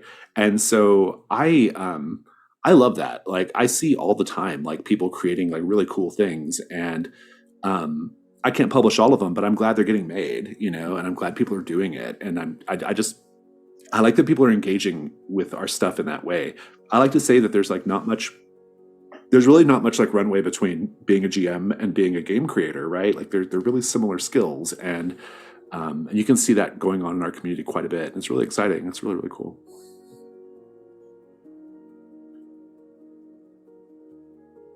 I was just saying in chat that I can be very creative as long as I don't have to write anything down. I still want to publish like 5 modules for Ryutama based on games that I've run and how they've gone. Yeah. Every time I go to write anything down, I'm like, nope. You should go to the Jason Cordova School of Game Writing, which is think forever, never write anything until you find the one piece that makes it all work, and then you write it all at once. So, okay. Brindlewood Bay, 2 days.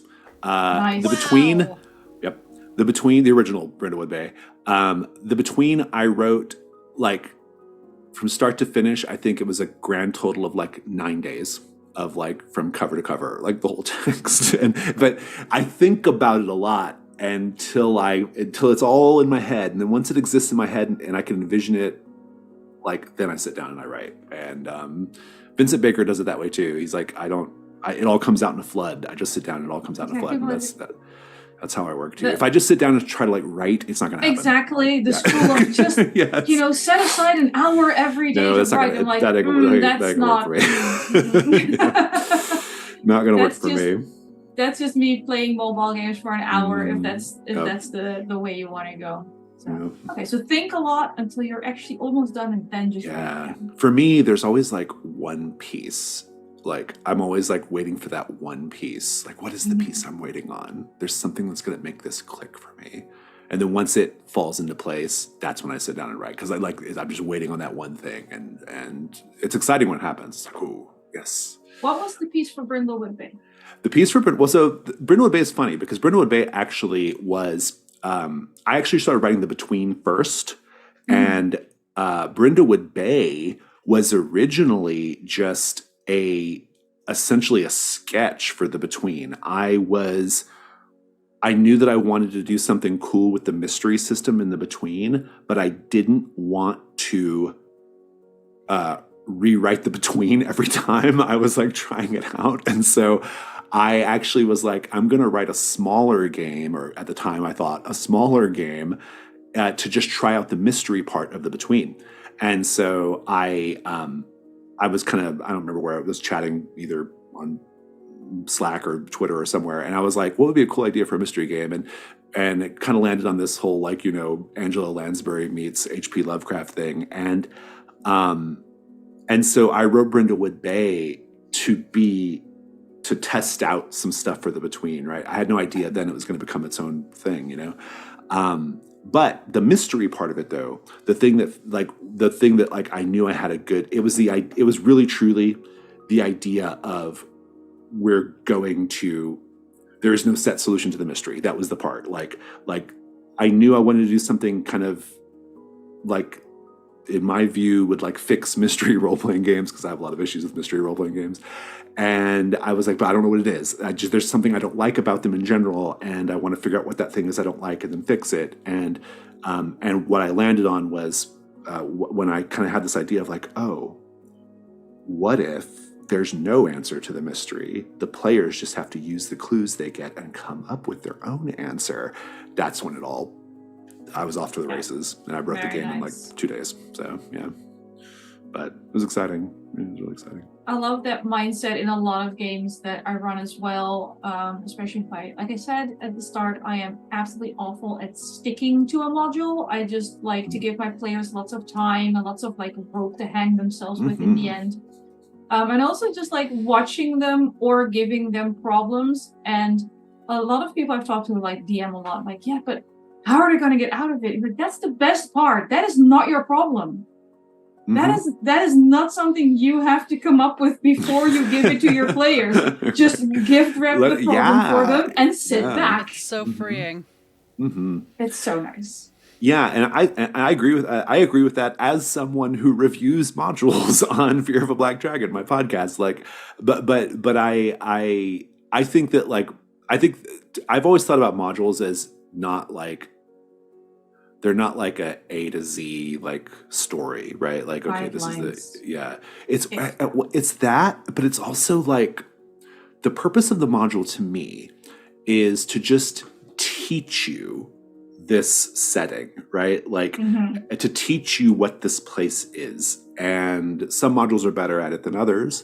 But like, I think part of the reason why you read a module is not to like know what's going to happen when they open this door in chamber 14, right? Like that's not the only thing. I mean, that's helpful to know, I guess, but the real reason why I think you read it is to like internalize like what this module is trying to do and what its big themes are, what its big characters are, and kind of learn to live in this space. And that's how I approach them. And I think we're probably really similar in that way, especially because I run them in games that are become like that like Trophy Gold, for example. You can run an adventure module in it for an old school module in Trophy Gold, but Trophy Gold is the dice are gonna make things change. Like things are gonna happen you have no control over, right? So you have to stay flexible, right? So it's better to understand the module just from a vibes standpoint than it is a detail standpoint. So yeah.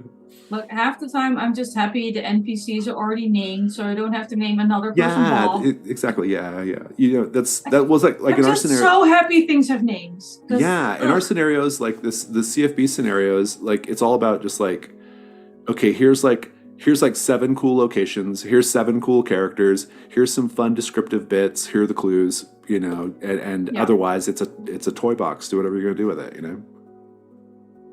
Yeah.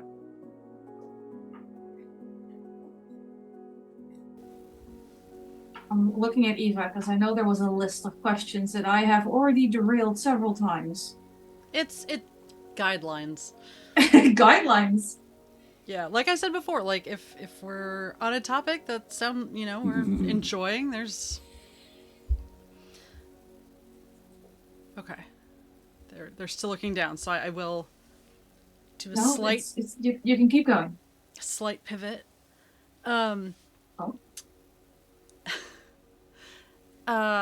There is. I think you had mentioned something about this earlier, and with my memory, I am not even going to paraphrase this close to how you said it, but something about like, continuing to not necessarily push the bounds of TTRPGs, but exploring the space and seeing what's possible. And so maybe not like interactive VHS games, but is there a technology or and not necessarily like AI or anything like that, but is there any uncharted territory that you're kind of looking towards or that you would like to see expanded? That's a great question. So I'm actually really interested in what I can do with music. And there's this really great game by Avery Alder that came out, I want to say in like, it's an older game now, I guess, but probably like 2011, 2010 something. But it's called Ribbon Drive.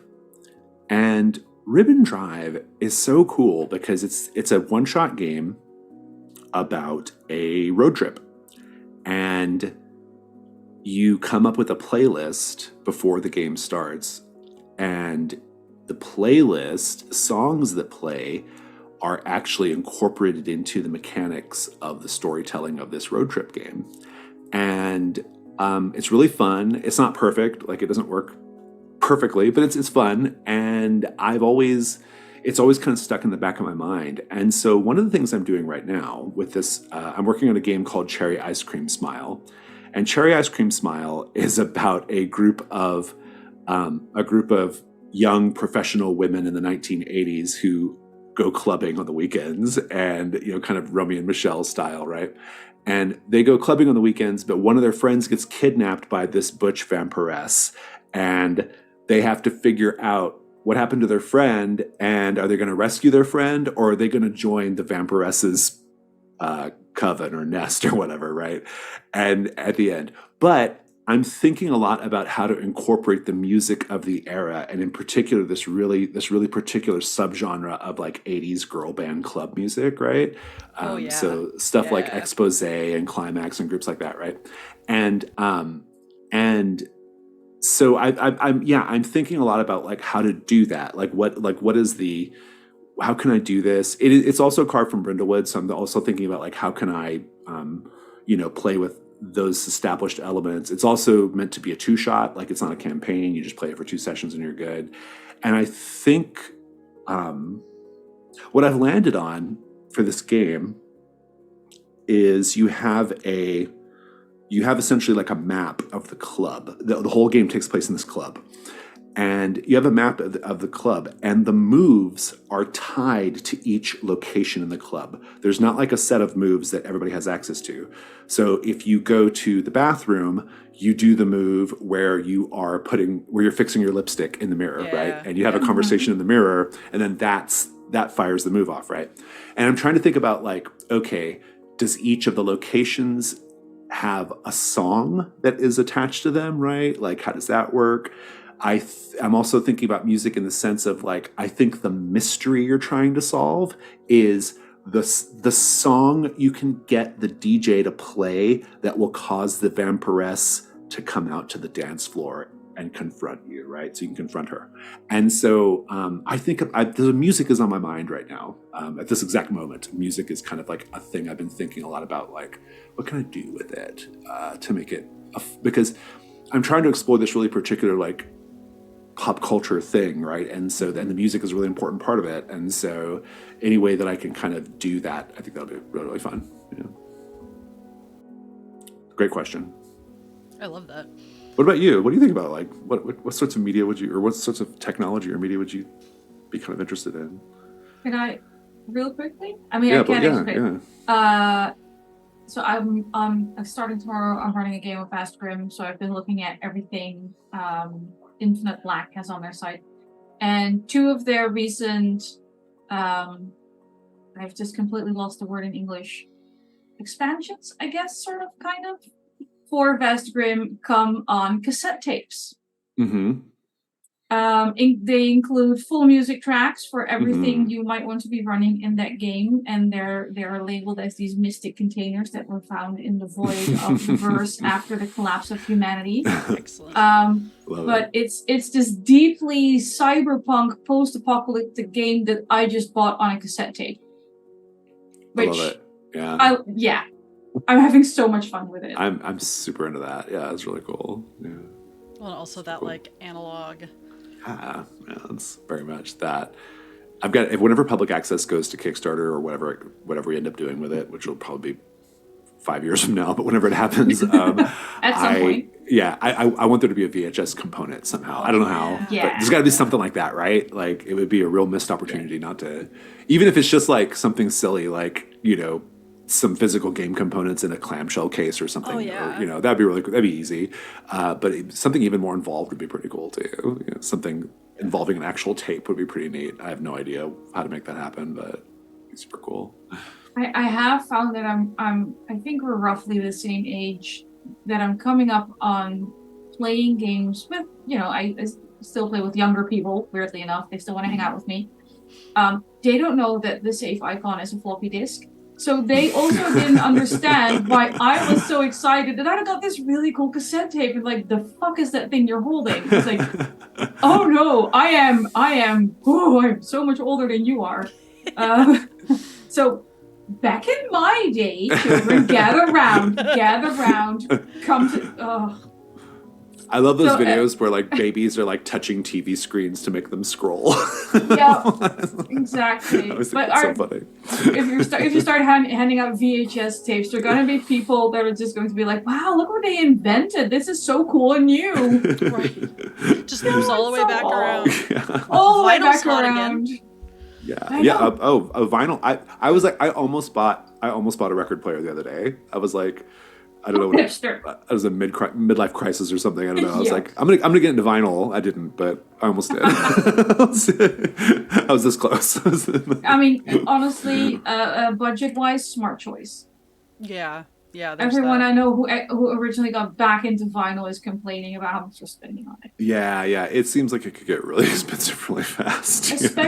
Especially if you do go into vinyl, and this is no hate on the artist, don't go into the Taylor Swift vinyls because there's roughly 500 versions for every vinyl. It's not a financially smart decision. I like the idea of vinyl enthusiast Swifties though. That's pretty great. Yeah. Yeah. I am friends with exactly 2 of them, and they are both lovely and taxing.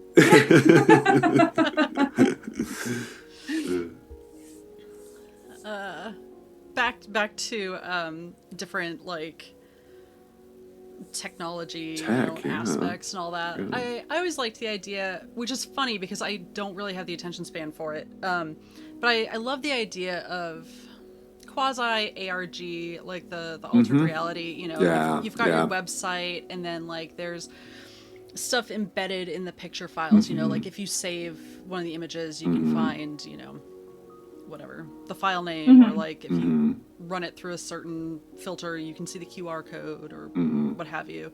I like it not being like the main focus of the game, but just like a fun side, like adding depth, I guess. It's a super cool idea, right? And like I feel like there's space in role-playing games for something like that. I don't know what it looks like. Someone will figure it out and they'll make $1 million. But like, but because I think it's a cool idea. Like, there's something really cool about like, especially if you think about like how this is something I think about a lot. A lot of people are playing your game even when they're not at the table, right? Like they are thinking about their character. They're making Spotify playlists for their characters. They're making Trello boards. You know, they're doing these things to sort of keep their fun going, right? And that's not something I do because I'm mostly GM. But like I do my own version of it because I like GM prep. I'm super into GM prep, and like so, you know, I like to do that kind of lonely fun as well. And so I feel like there's something there where you can kind of keep the story going in between sessions. I guess that's what that Monty Cook game was supposed to be like, right? The one that was like so expensive back in the day. I don't remember what it's called, but it came in a cube. And what was that called? Oh, Invisible Sun came in. Invisible Sun, yeah. Invisible Sun was supposed to have like some kind of like in between sessions components, if I remember correctly. It does. Yeah. It does. Yeah. I don't own the physical cube because shipping, but there are some in between sessions and little character developments. The person who runs it draws cards. Yeah. We have an Invisible Sun enthusiast amongst our friends. I don't know much about it, but I do know that was something that they were trying to do with it. And like I feel like there's space for that, right? Like even just like at a like a lot of people who play my games, especially the between, they love to read the little part of this character sheet called the Janus Mask, the Mask of the Past, and they like to read those prompts and then like script like their responses, right? And that's sort of it's a great way of like kind of engaging with your character when you're not playing, you know. And so there's something there, right? I wish I don't have the chops to figure that out, but it'd be cool if somebody did. Yeah. I would say watch this space, but I absolutely don't mean it. I will also be keeping an eye out, I guess.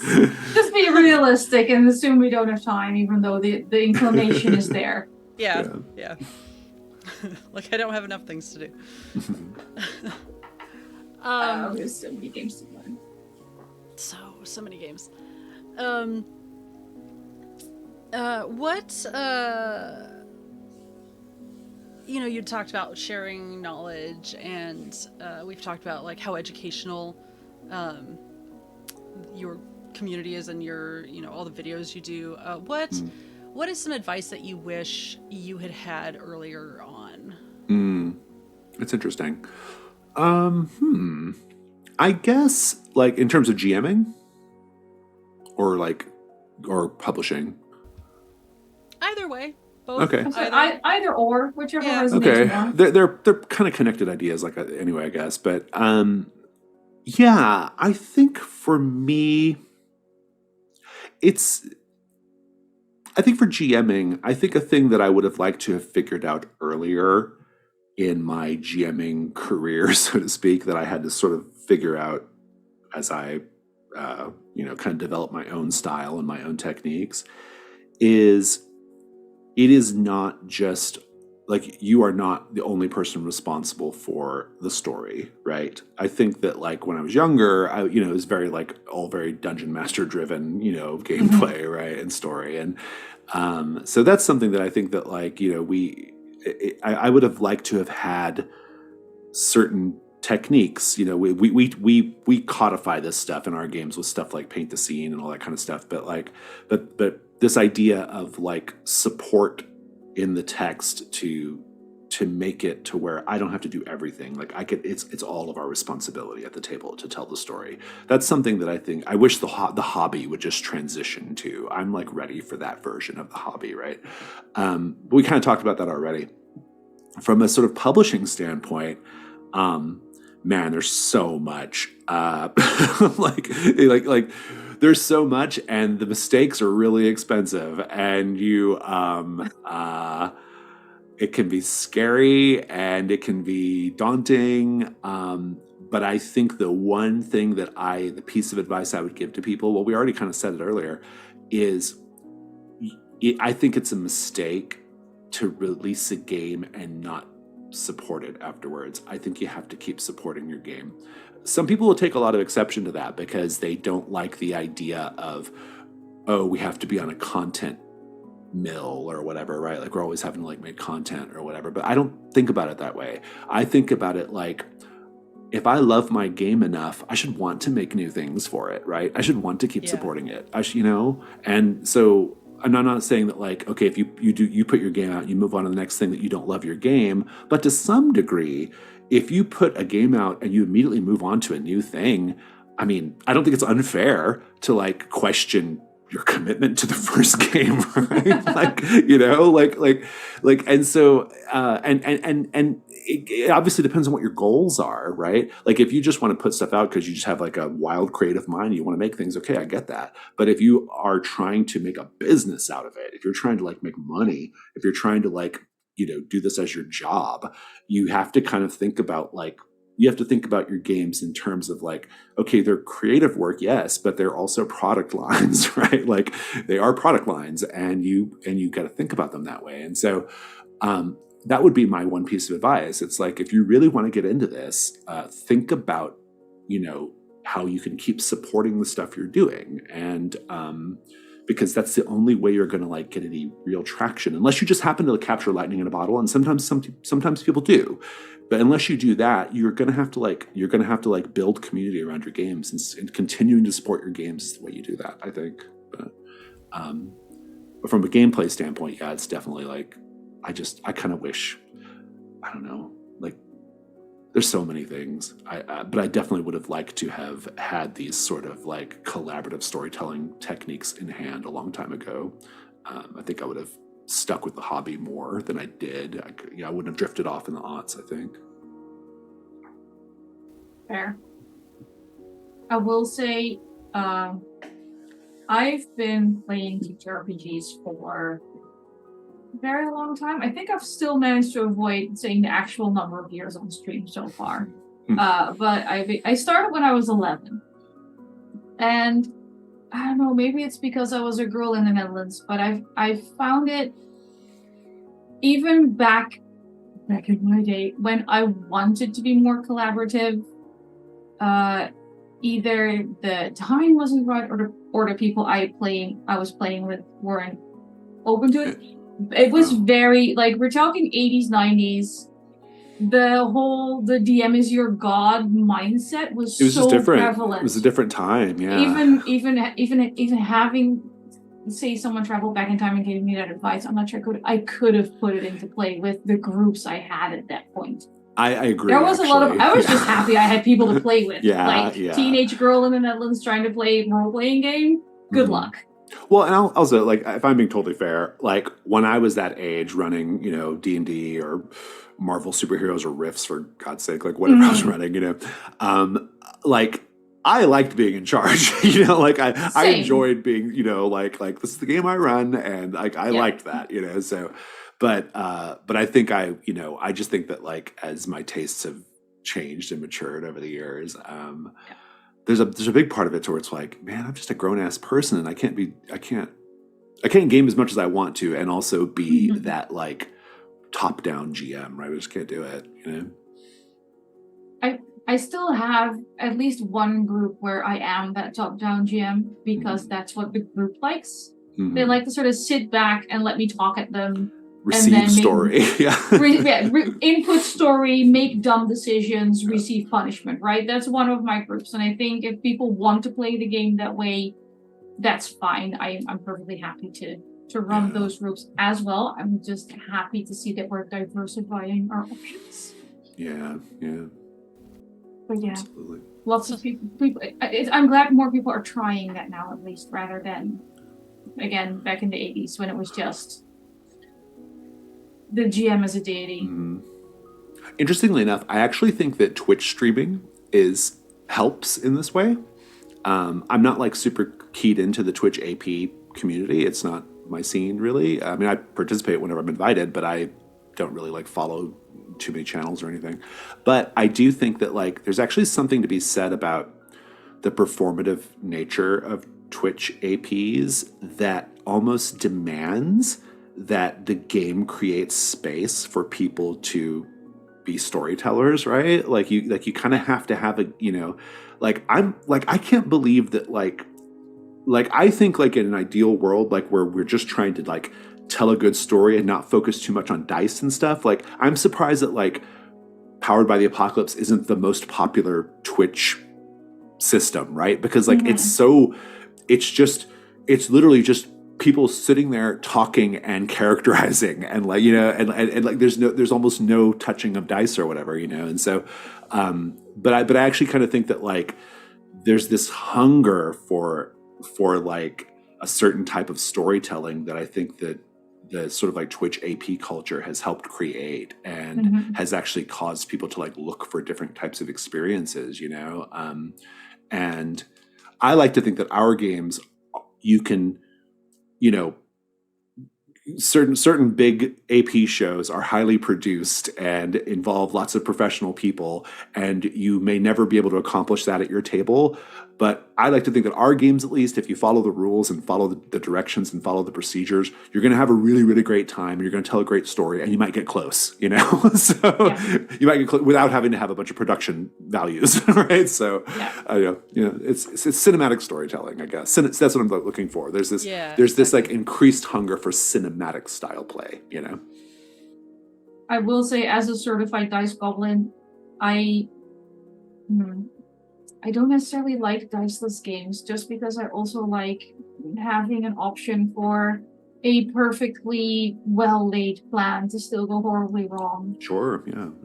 And also I have too many dice and I need to use all of them at least at some point because otherwise they get mad at me. I was on a show a long time ago where they were like, where we had to show off our dice collections and for some reason in the beginning, and I didn't really have any. I was like, I've got some D6s. Is that good? We just played public access, which was the reason for me to break out all my D4s because they're severely underlocked. So I was like, Triangle Agency is what we just played. Sorry. Or Triangle Agency, yeah, okay. Triangle Agency, my apologies. My game is all D6s. Surprise. Sorry, because they're little pyramids and you have to roll threes. Yeah. Sorry. We've been talking about public access so much, it's very unfortunate. I mean, the two games are kind of in the same. I think they're kind of swimming in the same stream vibes-wise in a lot of ways. Good vibes. One's a little more corporate. It's public access is also, on we need to fit it in the schedule for a time frame that I does would it love justice. that. Yeah, that'd be super cool. Exactly. Yeah. That one's on the to-do, and Triangle Agency is on the just done. Yes. Yes. Which, any truly corporate environment is a horror story in and of itself. So that was just built into everything. Absolutely. Looking at Eva.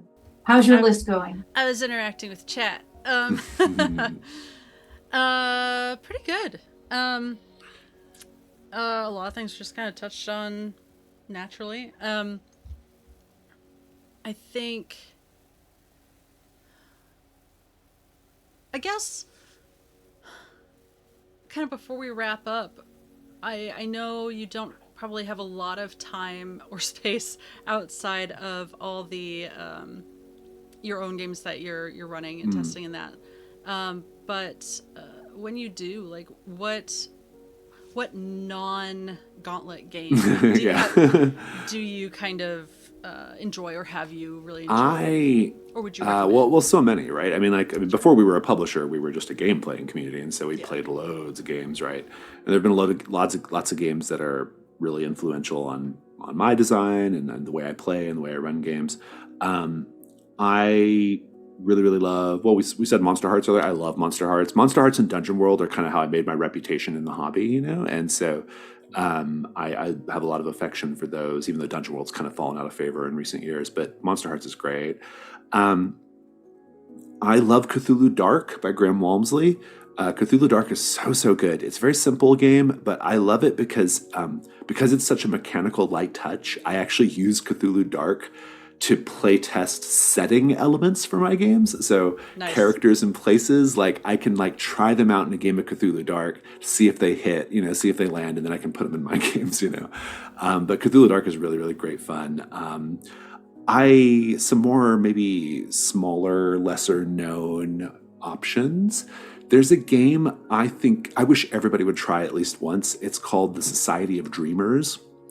And The Society of Dreamers was a huge influence on The Between. It's about a group of Victorian era people who are researching these dream creatures. And so they get together and they talk about these dream creatures and they try to find these dream creatures. And the reason why the game is so great, the setting is terrific, but also it's so cool mechanically. Like it has so many, it's essentially kind of set up, it's broken up into acts of play, and each act has different mechanics and different rules and different things that you do. And so in the very beginning, before you even start playing, you stand up and you walk to the four corners of the room and you quote unquote banish the spirits from the room, and you yell things to banish the spirits. But what you're really doing is you're getting the sillies out, right? Before you start playing. And then you sit down and play. And so there's one part of the game that is sort of a Ouija board part. And then there's the part that is, involves some other kind of thing. It has this one thing where you're with a dreamer, a person who's tormented by these dream creatures, and you dream dive into their head, right? But what that looks like at the table is one player describes what they see in their dream, and the other players control them. They say, okay, open that door. What do you see? Turn left. What do you see? Yeah. And so it's got just all these neat little kind of rituals of play, and it's a super cool game. It's got flashback mechanics. It's very if you look at it, you can see its influence on The Between in huge ways, right? It's really, really influential on The Between. And but yeah, it's a great game by Matthias Holter. I think folks should try that out. Maybe not the easiest game to do on stream because of all of its weird pieces and parts, but great fun, especially played by candlelight at night. Oh, so good. It's a out of this world experience. That. It feels like which is perfect for that era, but a very interactive spiritualism. It is. It's very much kind of the spiritualism movement, the role playing game. That's basically what it is. Yeah. So good. It's a great game. But I also like stuff I'm a big fan of 10 Candles actually. Just so are we. there's so many good games out there, and if nothing else, I think I mean for people who are maybe thinking about like, expanding beyond Dungeons and Dragons, say, there's so many cool ideas in the indie RPG space, and like even if you just pick up a game to like get a different perspective and a different point of view on what role-playing games can be and what they can do, it's like so worth your time. I feel like I've heard of the Dreamer of Society of Dreamers when I was looking at weird European it's by folklore horror stuff.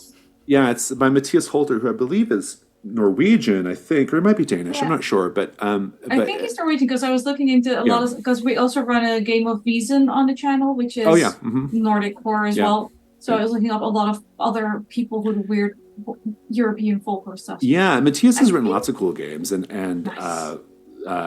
he's mostly known for like his work in the LARP space, but he's got some really good LARP-like role-playing games, and Society of Dreamers is one of them.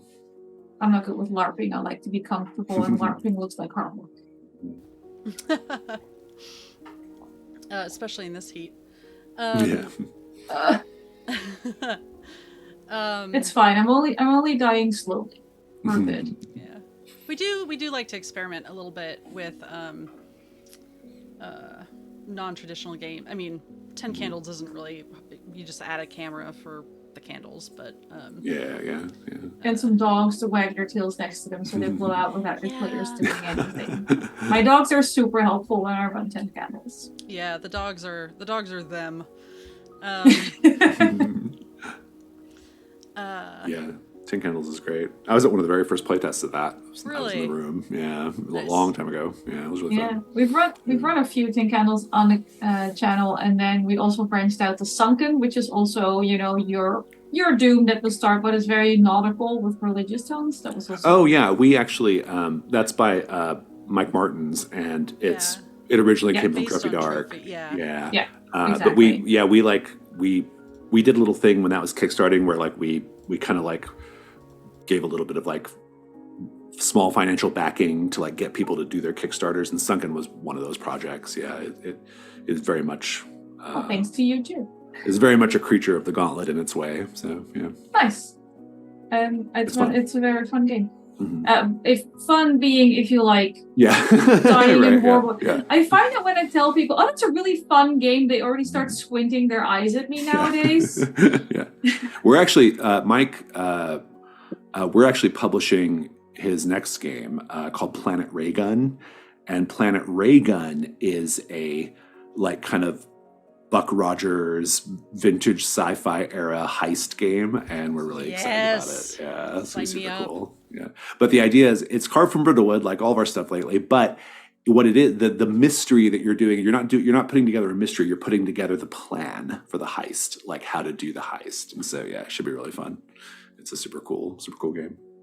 We love a good heist. Mm-hmm. We love a lot of things.